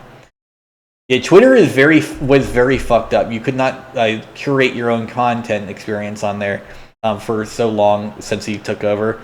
That's why I promote Blue Sky. I don't promote Blue Sky because I think it's lefty. I mean, it is lefty, but that's not why. I promote it because I can curate to just what I want, right? I get just the political takes towards trans people mainly and porn, right? That's what I want on like my live post site is left wing, especially pro trans politics and porn. That's what I want, right? That's what I go there for. So I will only ever see, the left wing takes I particularly want to see and porn. And so I curated that, right? It's my echo chamber, sure, but it's not really an echo chamber because I can leave it, right, whenever I want. Blue Sky doesn't really censor conservatives, despite what people say. It's just they don't get promoted, right? So I can still see what people like what's it, Jesse Signal and all that are talking about. But I can also ignore them and it will work, right? Which is the best part about a site like Blue Sky, right? Now, Mastodon is obviously the ultimate one, but Mastodon you have to kind of set up yourself, and it's very you're not going to get a large engagement on Mastodon because that's not the point. The point of Mastodon is to you own your own social network, and you get to choose the rules, buddy. There's another one that's like YouTube for that. Like Mentis Wave covers that. It's a very good site. It's basically like a Mastodon for YouTube. It's great for let's say you're an educator, right? I would always recommend using this for educational content, because then you could make it so because as an educator you shouldn't really be wanting engagement from drama YouTubers, right? You're an educator. Your job is to make people learn, not to engage in who is a pedophile today, right?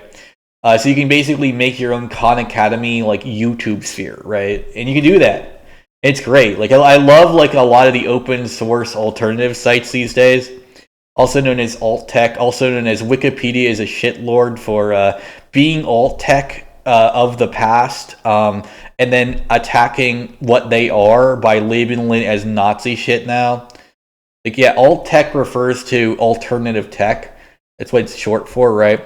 Yes, alt-right people do use alt tech, like Truth Social, obviously, and Gab and Getter and whatever. But Blue Sky and Mastodon are also alt tech, just left-leaning, right? Same with Odyssey and Rumble being right-wing alt tech, and then I talked about with the YouTube thing, as well as Nebula, for example, are left-wing alt tech sites, right? Because they're alternatives to YouTube. Vimeo is an even less politically associated one. Vimeo would be one where you would just have no political associations. It's just kind of for people who want to show off artwork and stuff. Although, to be fair, Vimeo predates YouTube, so really is it an alternative, or is YouTube I don't know. But that's what alt tech really means. It's it's not the popular thing. it's not the big thing, right? Like Linux is all alt tech, effectively, right? Because like everything in Linux is not, except for Android, not the mainstream thing, right? Is it a private property or something that can be barred off from public access? Which you got to keep in mind. Well, a hotel can be barred off from public access. It's not a public property; it is a private property. But the people who would be doing that would have to be the owners of the hotel.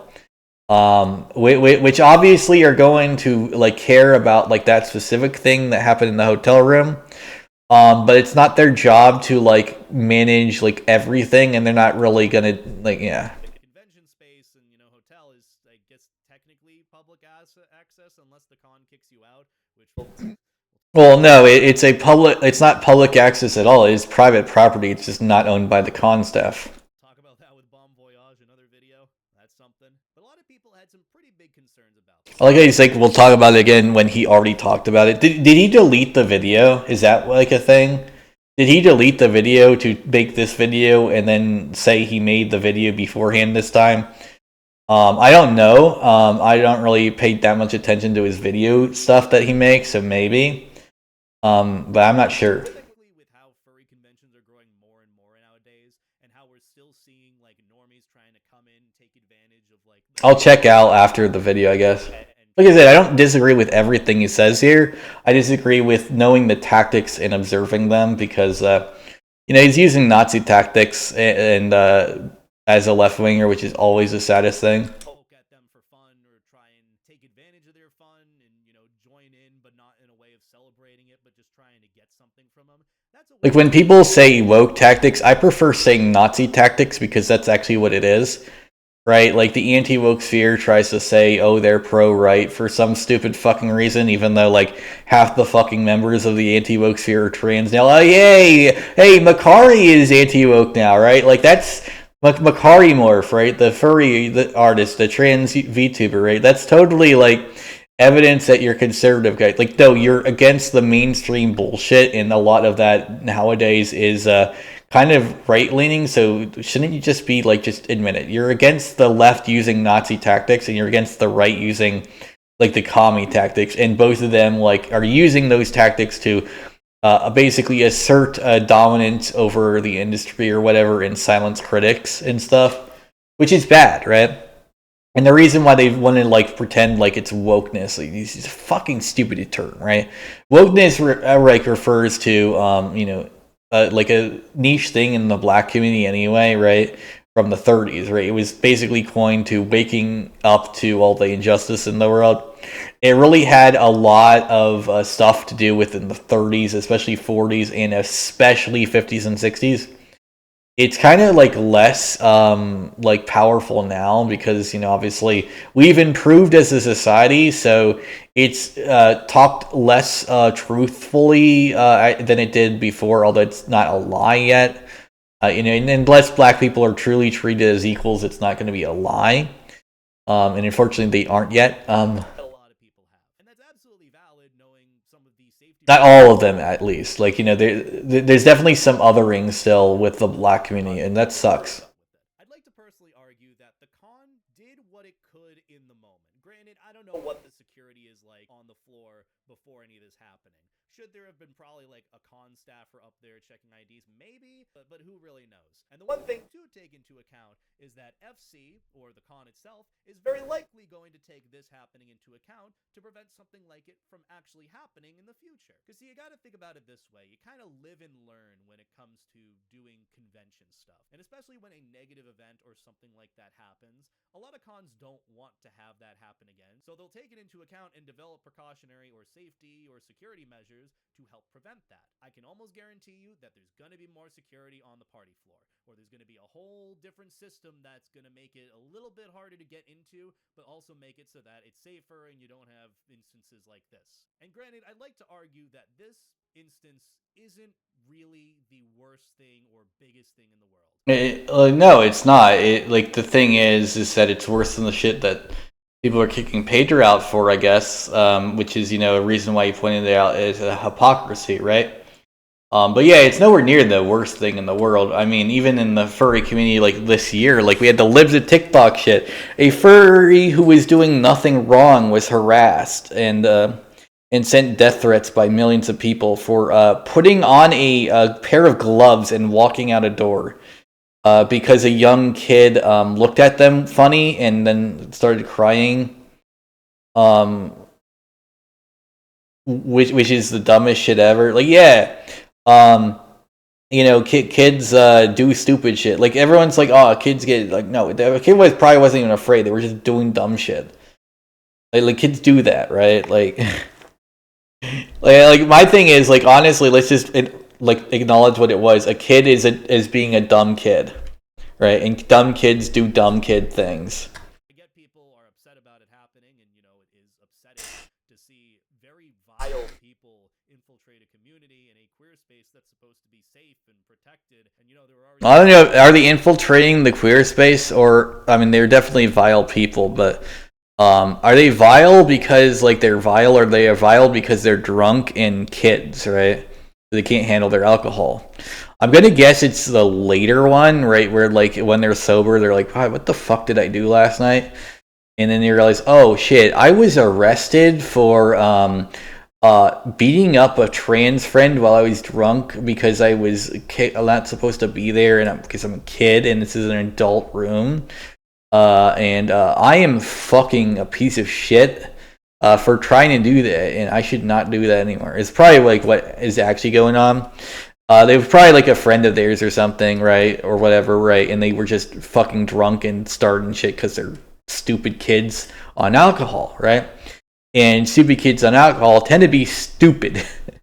So that's going to be what I say, right? Which is probably more realistic to it. They probably were friends of at least someone at the convention. And they wanted to hang out with them while they were at an adult space that they couldn't afford to be at, right? And they were drunk. And drunk kids drunk people in general, but drunk kids especially is not like a good combination for anything. About like a shooter threat, so there are concerns about safety for cons, especially with. Yeah, he's talking about the shooter threat. I don't think there was a shooter threat at the con. In fact, I know there wasn't. He's doing that because of the toy gun. He's using all this shit to shit stir, but no one really cared. Like, let's face it. It was because he broke the rules. It wasn't because of any like people like fearing anything. Most people were fine with him at the con. It's against the rules, buddy. It doesn't matter what you say at that point. You broke the rules. Get the fuck out, right? See, this is the thing, right? For me, I'm against the dialogue of this situation on like both sides, really, because I recognize the actual issue. He broke the rules. Yeah, get out. You broke the rules, buddy. That's all it needs to be said. Like all this bullshit about like, oh, you said some racist things or whatever. I don't fucking care. You know what I do care about? In fact, he broke the rules and is mad that he's getting kicked out about that. Why are we not talking about that specifically? Not care about throwing fists, who might not care about throwing words around that they shouldn't, and that was the case here. But I think it was handled as best as it probably could. Oh, absolutely. By the staff, yes. By the people online, absolutely not. On any side, really, but by the staff, I mean, yeah, they showed up when they could. They were understaffed, so it's not like they had people like right outside the door at all times. It's not like they had Scotland Yard, like they're just guarding every fucking entrance to the fucking place. And, they don't have that money, right? It's not Scotland Yard. It's not like they're guarding the Queen and like she's a fucking millionaire. I mean, I guess it's the king now.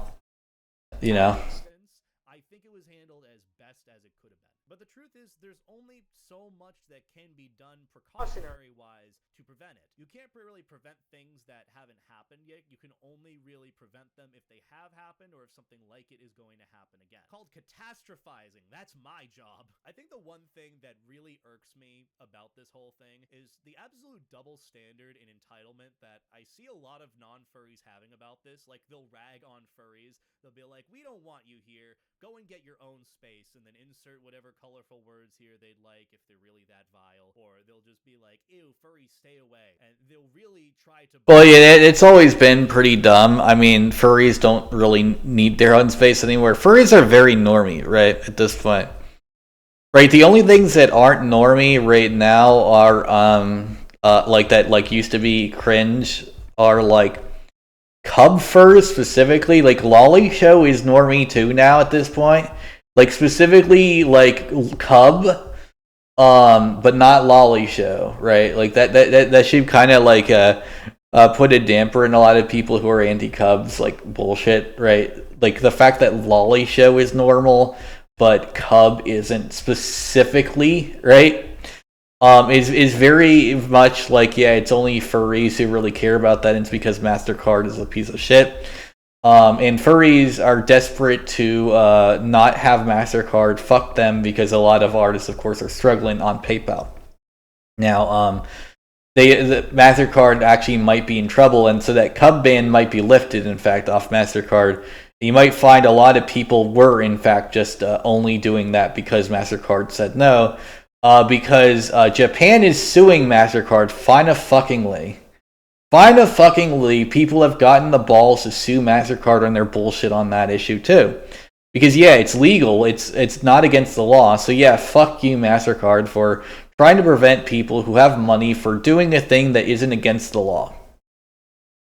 Like, I'm not even talking about the morals of it with this. Like, it's not against the law, it's money.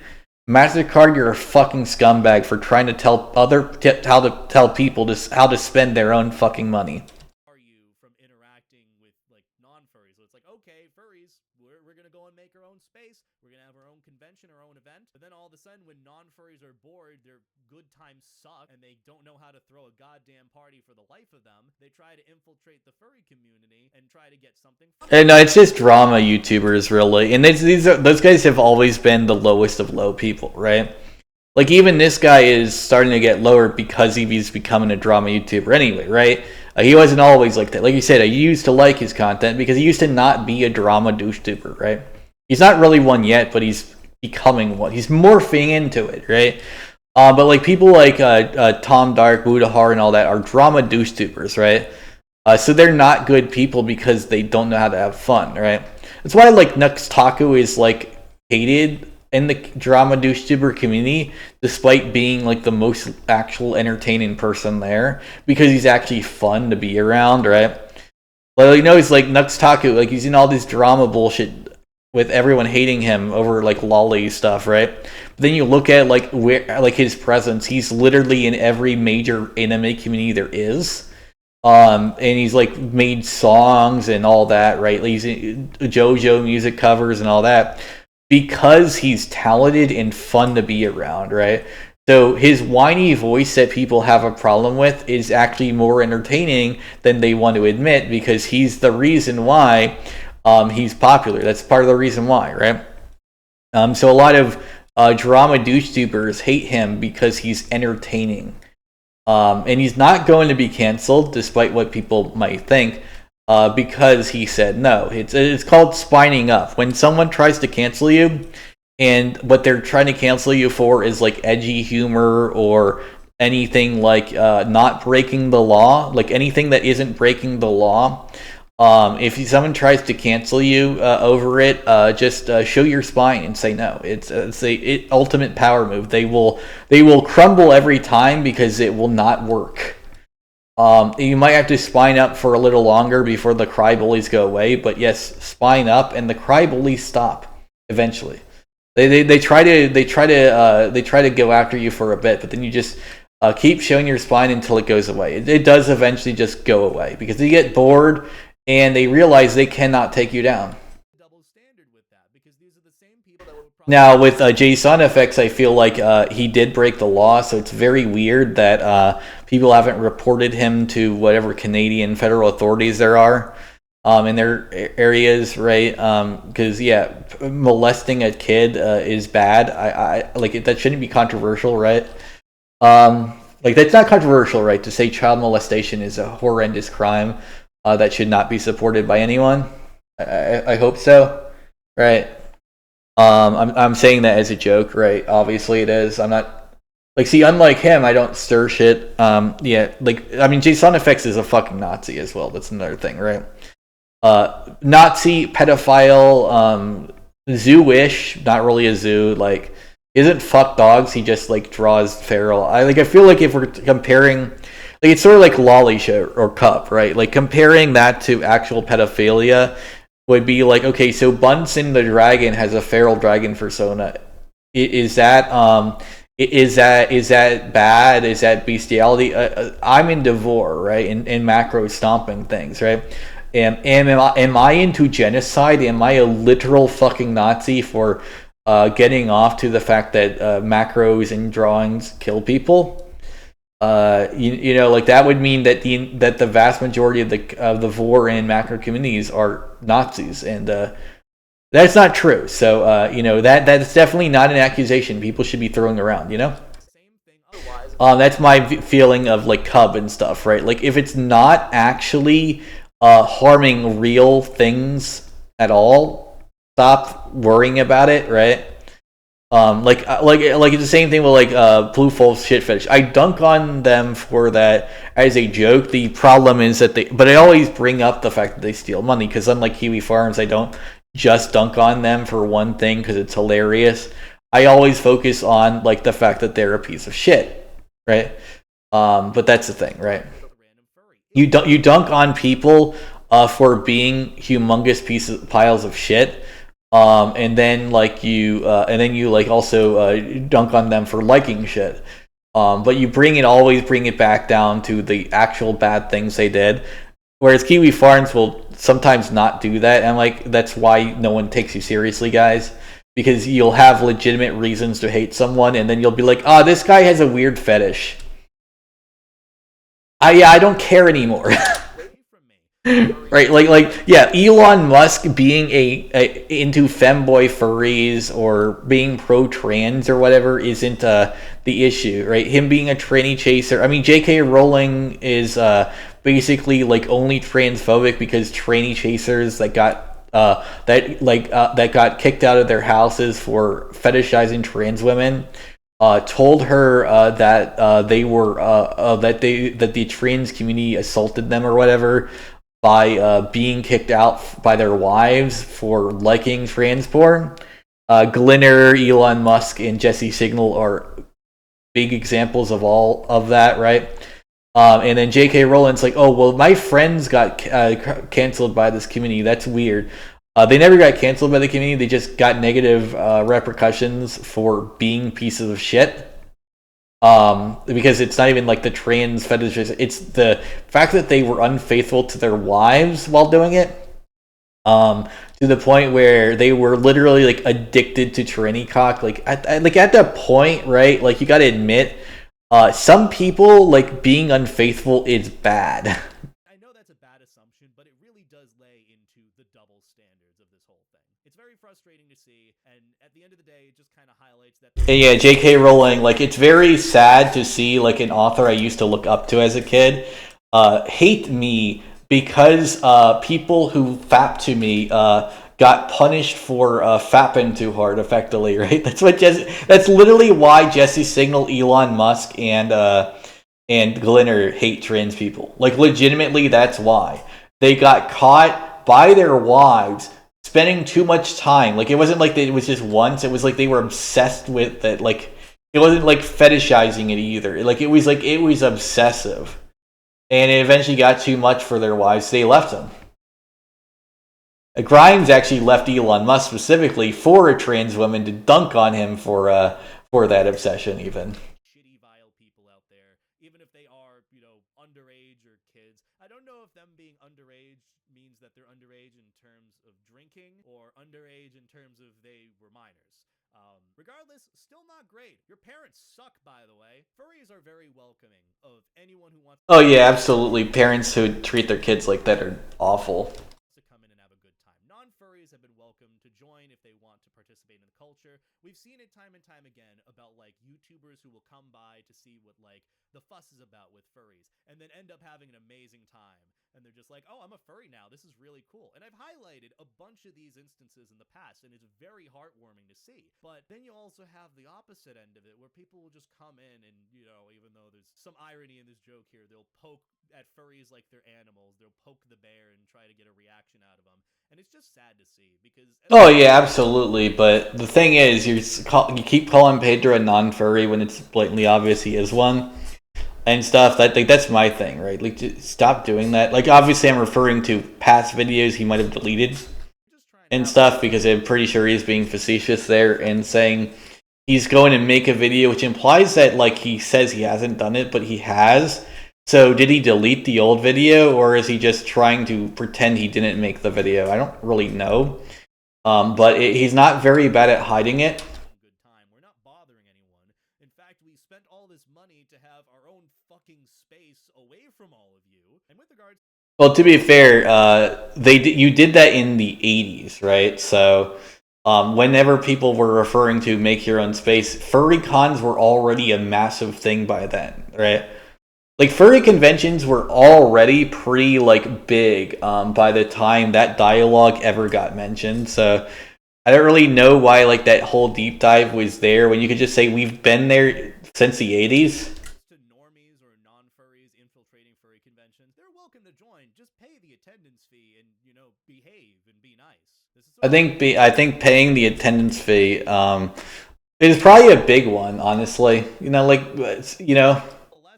Message out to the non-furries. Just be chill and we'll be chill. Just come and have a good time. That's it. If you're looking at Well, yeah, that's why like people were fine with Pedro, and most people still are. Like I said, I'm not against him being kicked out of FC because it did have a rule against the prop gun he carries, right? Whereas Midwest Fur Fest and Furry Week in Atlanta do not. So he's welcome there, but he's not welcome at FC. And yeah, like, the rules, buddy, the rules, right? I think that should just be stated. We don't take kindly to that usually, and that's very hard sometimes. Lately, this is an entire video because people called him out for not speaking about this. Specifically made because everyone knew that Pedro talked about this pretty clearly. But also more so, because like the only thing that really needs to be said is you broke the rules, buddy. Sucks to be you, right? Like, you don't have to go past that, right? Like, if you have to go past that, you're being a shit lord, right? Like, it's the same thing. Like, it's always like, if you have to make shit up to hate someone, you're a piece of shit, right? I always say that to my critics. Like, you keep making shit up about me. There's legitimate reasons to despise me, but I'm only going to grow if you keep making shit up. Right? Now, my thing is, while there's legitimate reasons to hate me, like, most of them are tied to legitimate reasons to respect me too. Like, the only real legitimate reasons to hate me are that I'm unfiltered because of the sex abuse I had, and like, there was an easy way to get attention to the issues was to say slurs until people would not fucking leave me. Like, they would have to listen to what I was saying at that point. And the other thing, right, is that I have not had the ability to finish my commissions lately. And by lately I mean in a while, right? And that's because I have suffered brain damage from someone beating the shit out of me, who is not a furry at all. This is like someone like before anyone who is a furry has ever met me. Because I was always like part of the community, but like kind of an outsider until like I met like one person. But I already had the brain damage by then, and it kept getting worse, right? Like, it was like, this is why like I kept telling people I needed help doing my art, right? People don't want to admit this, but my brain was starting to rot because I had my fist jammed so much into my skull. The skull has parts of it that are no longer there. And for people who want to know like why that happened, the guy just started swinging at me because I was trying to, like, it was like something about bread or something. Like, oh yeah, I remember. Like, another person wanted some bread, and they were coming down, right? And there was a limited amount of bread. This person already had a sandwich. We're in a group home, right? And they were very schizophrenic. I said, you should probably let the other guy have some bread and like make something else, because we were kind of low on bread. And he said he wanted bread and he's coming down. And then like he started like saying something like you could tell like he's like skitzing out, right? Because he was saying something that had nothing to do with what he said, like something about his mother and shit. I'm like, what? And then he just like started like getting in my face and started threatening me. So I grabbed something to defend myself because dude's crazy. And he obviously took that as a reason to wail the fuck out of me. And he beat the fucking shit out of me, right? Like I legitimately needed facial reconstruction surgery, something I swore I would never get in my entire life as a kid. I ended up having to get it. And it was fucked up, right? But I had a lot of brain damage because of that. Because he fucked up my entire fucking right side of my skull. Like people wonder like what I mean when I say my face is false. It refers to the fact that this is like the face people see was not the face that I had when I joined the community. Right? When I was first on FA, I had my real face. This is not a real face anymore. It looks as if it's a real face because it blends in very well. The doctor did very good, like, surgical magic. Very, very, very, very props to the surgeon. But this isn't my real face. Yeah. Like people won't know what I'm talking about. I'll probably do a face reveal one day. That's not. It's a fake face reveal. The underlying structure of the face is not real, and a lot of the skin is fake too. Other instance where like a rave was happening at a con, and they ended up having to board up the doors so that the normies who were trying to enter couldn't get in. Really funny to see in like a reply post to this whole thing of normies infiltrating the space, thinking they feel. Well, people infiltrate spaces like that because it's lit as fuck. Like he is right about that. Like furry cons are amazing. And the reason why is just because furries don't fucking give a shit what conservatards say and will just have fun anyway. Everyone's like, oh, like so many like bullshit allegations, and it's like, we're just having a party, dude. Like that's the thing. Like everyone says like, oh, it's grooming or whatever. It's intoxicating fun. That's all it really is, right? People on the furry fandom are refusing to be sanitized by normies, and the normies hate that. But then the normies love that because that's also why they want it, right? It's why like a lot of video games fail when they go pro-queer, quote unquote, because they take all the fun elements of queerness out of it, right? Like imagine if Celeste was as boring and bland on the queer aspects as Dragon Age Veilguard, right? Everyone would fucking hate Celeste if it was written the same way as Dragon Age the Veilguard. Because Dragon Age the Veilguard is written as if it's like a person making fun of trans people and stereotypes on how trans people are. And people were like, well, there's a trans writer. Yeah, but what does that mean, right? A single writer, and there's multiple writers on that scene. So who's to say that they actually wrote any of the dialogue and not like just the atmosphere of the scene? Because the atmosphere of the game is very good, right? But then you look at the dialogue, and I'm like, I know zero trans people who would get offended at the idea that their mother wanted to understand them, right? Like, none of us would ever do that, because that's like the one thing anyone who's struggling would want, right? I'm pretty sure like every trans or non-binary person who is struggling with their gender identity would want someone to at least try to understand it, even if they didn't. And they would be thankful for even that, because most of us have never even gotten that, right? And not all of us haven't gotten that. There's plenty of us with loving parents, but the ones with loving parents don't hate their parents, right? So, right, like we're having a loving mom trying, and a person being a shitlord. But like these are things that happen, but they don't go together, right? It's like peanut butter and meatballs, right? Like they don't go together, but there are things that go together well with them, right? As in like the mom's the spaghetti and the other guy's the peanut butter. Like they go fine, but like like they don't go together, right? Like they go fine. Like peanut butter goes good with jelly, right?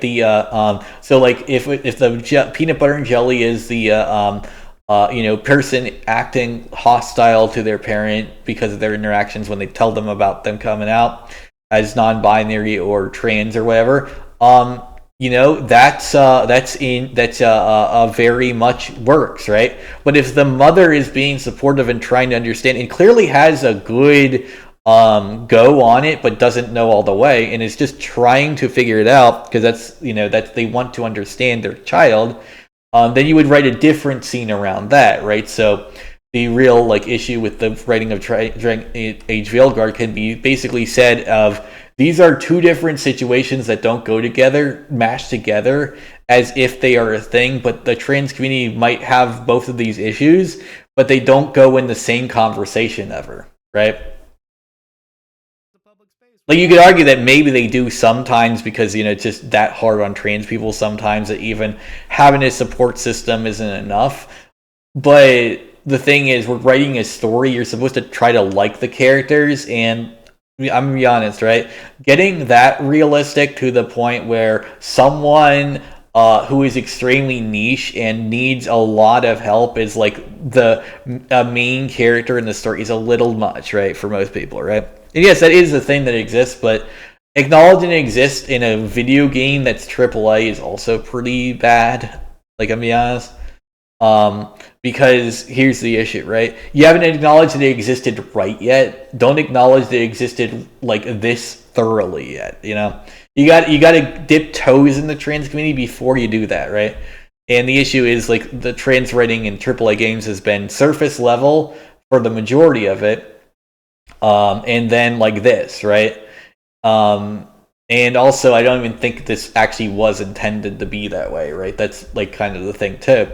I think it was originally going to be a peanut butter and jelly or spaghetti and meatballs thing, but maybe due to time constraints, they did peanut butter and meatballs, or jelly and spaghetti, right? Oh, we worked hard to get to this space. Let us have it. Don't be that guy. I guess the lesson too for furries is when there is a double booked event at a convention, which, like I said, can happen in real life, but it's a very niche thing that happens in the trans community. And like I said, trans. I'll go away and say it, right? Trans rights are human rights, and trans allegories are human allegories, right? So a good way to write a trans allegory, you can actually delete the transness and still have a trans allegory, right? A good example is Nimona, right? Nimona is very much an allegory to trans people as it is an allegory to abuse, depression, and all that, right? And the very reason is it's a human allegory, right? All humans experience a lot of parts of Nimona, so because it's written as a human allegory, the fact that it's a very pro-trans movie, most people aren't going to be put off by that because it makes sense anyway. A trans character isn't what most people will hate. It's a very poorly written trans character, usually, right? Now, there are actual transphobes who will obviously disagree. But you can say fuck them, right? Because they're transphobes. They don't really have any real opinions. They're just evil people. But you can't disregard, people criticizing very poor writing because there's a trans woman in it, even though a lot of them maybe are transphobic people, because a lot of people maybe just want a well-written character, right? And so with Dragon Age Veilguard, it sucks, right? But like I said, with the Celeste, it's awesome. Undertale, it's awesome. Deltarune, it's awesome, right? Cult of the Lamb, it's more surface level, so the game is awesome, but there's not really any deep dives into trans community stuff, right? Same with Wizard with a gun and all that, but it's fine there because it's not even really a story-based game anyway. Yeah, there's a trans character in there. So, another one is Elden Ring has trans stuff in it, right? But no one's really going to focus on that really while they're playing it. But it is very much a pro-trans game, right? Or another one is the Mario game, right? Was it Super Paper Mario Thousand Year Door, right? Very pro-trans game. But it's not you need it's not that character is just a trans character. They are a well-written trans character, right? There's a big difference between Vivian being a trans character and the Avowed player character being a trans character, right? To be fair, Avowed is you be yourself, so I don't really mind the identity thing there. The game is just poorly written in general. It's not anything to do with the trans identity there. That's another thing. Anything like a good way to say it, right? A badly written trans story will be a badly written story regardless, right? So a good written trans character will only off-put transphobes. A poorly written trans character will off-put everyone because the transness isn't the problem there; it's the bad writing. And also, of course, the people who want it to be a trans issue, the transphobes, will take that as a W, right? Because they don't care about that fact, and they will use it as a W for their ideology because they'll try to push that all trans characters are written like that, and they'll try to hush the good written ones, right, from their fans.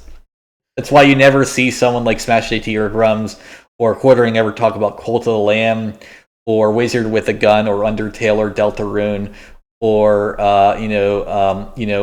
or the trans aspects of Elden Ring, or Cyberpunk 2077 past the glitchy phase of it, right? Exactly, right?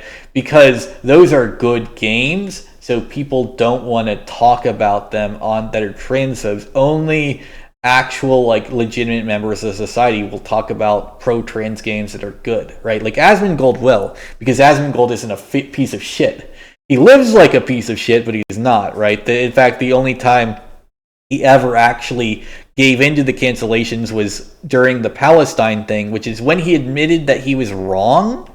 As it turns out, the only time Asmongold ever backed down and bowed down to people trying to cancel him is when he himself admitted he was wrong with what he said, right? So, that's the thing. He only ever apologized when he himself thought he was wrong. Imagine that, right?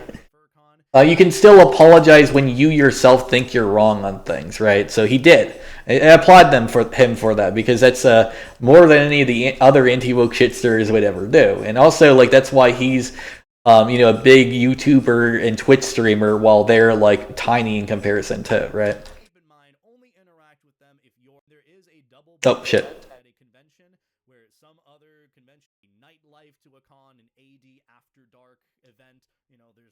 Yeah, kids shouldn't be around those, right? I do think that there should be better security if there is one of those at a con on that specific area of the con, though. But again, this is a funding thing rather than anything else, right? Now, I will say California does have a problem with a lot of that anyway. That's a kind of a California thing too, right? Just the area of California is pretty shitty for security, right? In a lot of places, just in general, right? And it's not really a problem anyone who lives there can do. Gavin Newsom is just a piece of shit. He needs to be removed, just like Eric Adams in New York City, or a lot of politicians, and where I live in Wisconsin and stuff. Yeah. Oh yeah, absolutely. That's why people even want to invade it in the first place. No one wants to invade it if it was boring. If you sanitized furry, there would be no value in furry. I'm doing my part in my due respect. I don't talk about that here for reasons, but keep furry weird. That's really it at the end of the day. Either way, this situation will... now, obviously, some drama douche-tibber might refer to his fetishes. I don't really care, right? Like I said, he's not that shitty. He is being a shitlord, but there's a difference between being a shitlord and being ultimately a shit, right? I don't want him to become a shit, because this is how you start becoming a lolcow, right? This is like the quartering early on when he was still somewhat wholesome and did the game with the claw, to where he is now, where he's primarily known for getting cucked by one trans woman, i.e. me, and also getting beat up by another trans woman, getting kicked out of conventions and all his hobbies because he's a piece of shit, right? And it's happened over a few years, right? It didn't happen overnight, but it did happen. So, it's deservedly so with him, though, right? He was never a good YouTuber, whereas this guy actually has good content, like I said. That's why, I don't cover quartering, other than, I'll occasionally diss him for being a piece of shit. I'll cover the fact that quartering is a pedophile cuck, in like my video, but I won't make a video about him because he doesn't deserve one. He doesn't have good content anyway, right? Like, why would I cover someone who's never made a good video in their entire career? Right? Like that just there's no value in that, right? But it seems like it was handled properly, and people gave some good context to it. Granted, some of it varies, and what actually happened inside the room party. Also, I need to cover like the double standard between Trigglypuff and Az one day too. Like, because everyone's like, "Oh, Az was right though," but if you actually pay attention to what Trigglypuff was saying and who she was saying it about, she was also right. So does that mean that like being right isn't a defense either? Yeah, it does. It's the behavior, right? The only real difference between Az and Trigglypuff is that Trigglypuff was at a event that she was forced to go to by her college, and Az was not forced to play Starfield at all, except maybe like his audience wanted him to talk about it for some fucked up reason. So that like there's a difference there, right? Like she had to be there, so she was already upset that she had to be there in the first place, and then she saw what they were saying and got even more upset.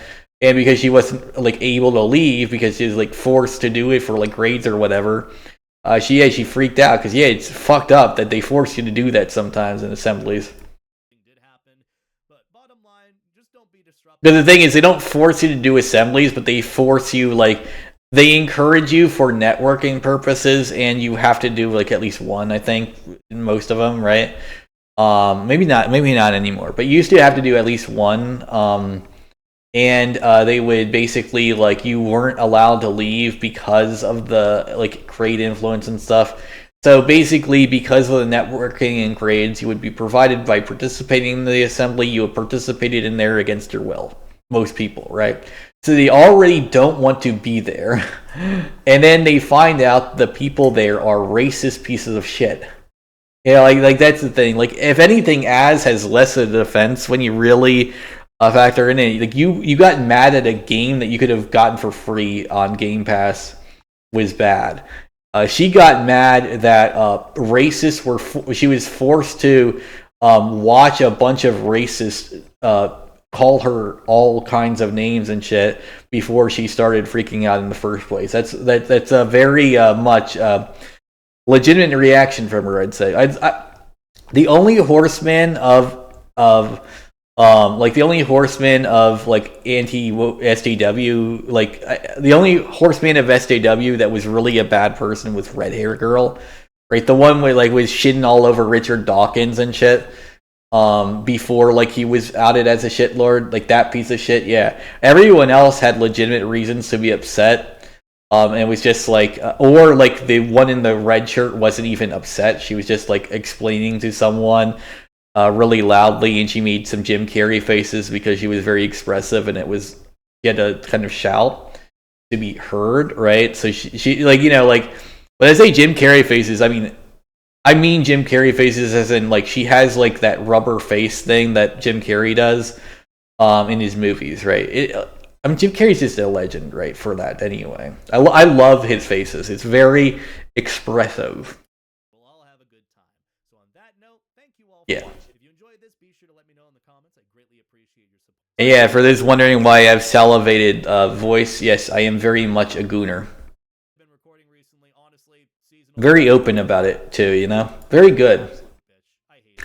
Also, I'm thinking instead of Avowed tonight, I'm probably gonna stream Zenless Zone Zero, just to goon to that instead of Avowed, because I know a lot of people don't really like the Avowed stream I'm doing. Like, I haven't lost anyone, but my viewers have been lower, and also my followers have not increased at all, except for like ones from my girlfriend, like just inviting them to follow me. Whereas if I go back to Zenless Zone Zero, I'm gonna go back to making like follower count increase and viewer go up, right? Because it's a good game versus Avowed, which is an alright game. It's fine for the price of Game Pass or free, which but like if you pay money for Avowed, like on Steam, do not get it yet. Wait for it to go on sale. It's not worth the current asking price. But we still track on. I have been busy streaming on Twitch, so please do check me out. Twitch. And the thing is, like when I say it's not worth that, like I mean like right now it's like it's not a good enough. There's not enough game or gameplay, right, to be worth it now. It can be worth it later, but right now, you know. I feel like that needs to be said. Like the moment to moment thing matters, you know. And I really want to push to grow that. So please check me out if you enjoy my humor or anything that I do. You'll probably love it live, and I'm just trying to have fun with it. So please be sure to go and check it out if you haven't already. And if you want to support these videos further, especially during one of the worst times of year to be a YouTuber, please feel free to check out my Patreon, linked in the description below. I'm going to be adding some tiers for getting to see videos earlier or getting early. Macro March is the worst time of year to be a furry YouTuber? What? I mean, worst year maybe. I mean, because 2025 is a shitty fucking year. But I wouldn't say worst time of year. It's Macro March. Just go into the big guy fetish thing. Like you can get some viewers real quick with that. Yeah, I probably should do that just to get some viewers up of my other content. Like do that as a riff, like, hey, there's some big paws, you know, and stuff, and then like everyone's like, whoa, this guy's got some weird political drama content. It's like weird, crazy shit too. It's like, yeah. Like they're shitting on Nazis and the far left, like they're the same group of people, and they've got like, and they like literally reported Elon Musk to the FBI live on their videos. Yeah, I got some fucking wild shit, dog. Like I both simp for Synthetic Man on one video as to like why like he's a needed creator, and then like shit on him for like being mad that someone like Critical Drinker who is just a normie guy is more popular than him at the same fucking time. My content is very wild and diverse. Yeah. Yeah, okay, he's just doing that shit anyway. But anyway, support indie devs. Buy Nightmare Cart, the old carts. Well, I guess you can't buy it, but support Bunless. She has a very fun game. You know, and also, you know what? Support support like trans and black creators developing games that look good. Don't support like AAA anymore. That shit's too bad. All right, support real creators. Anyway, bye.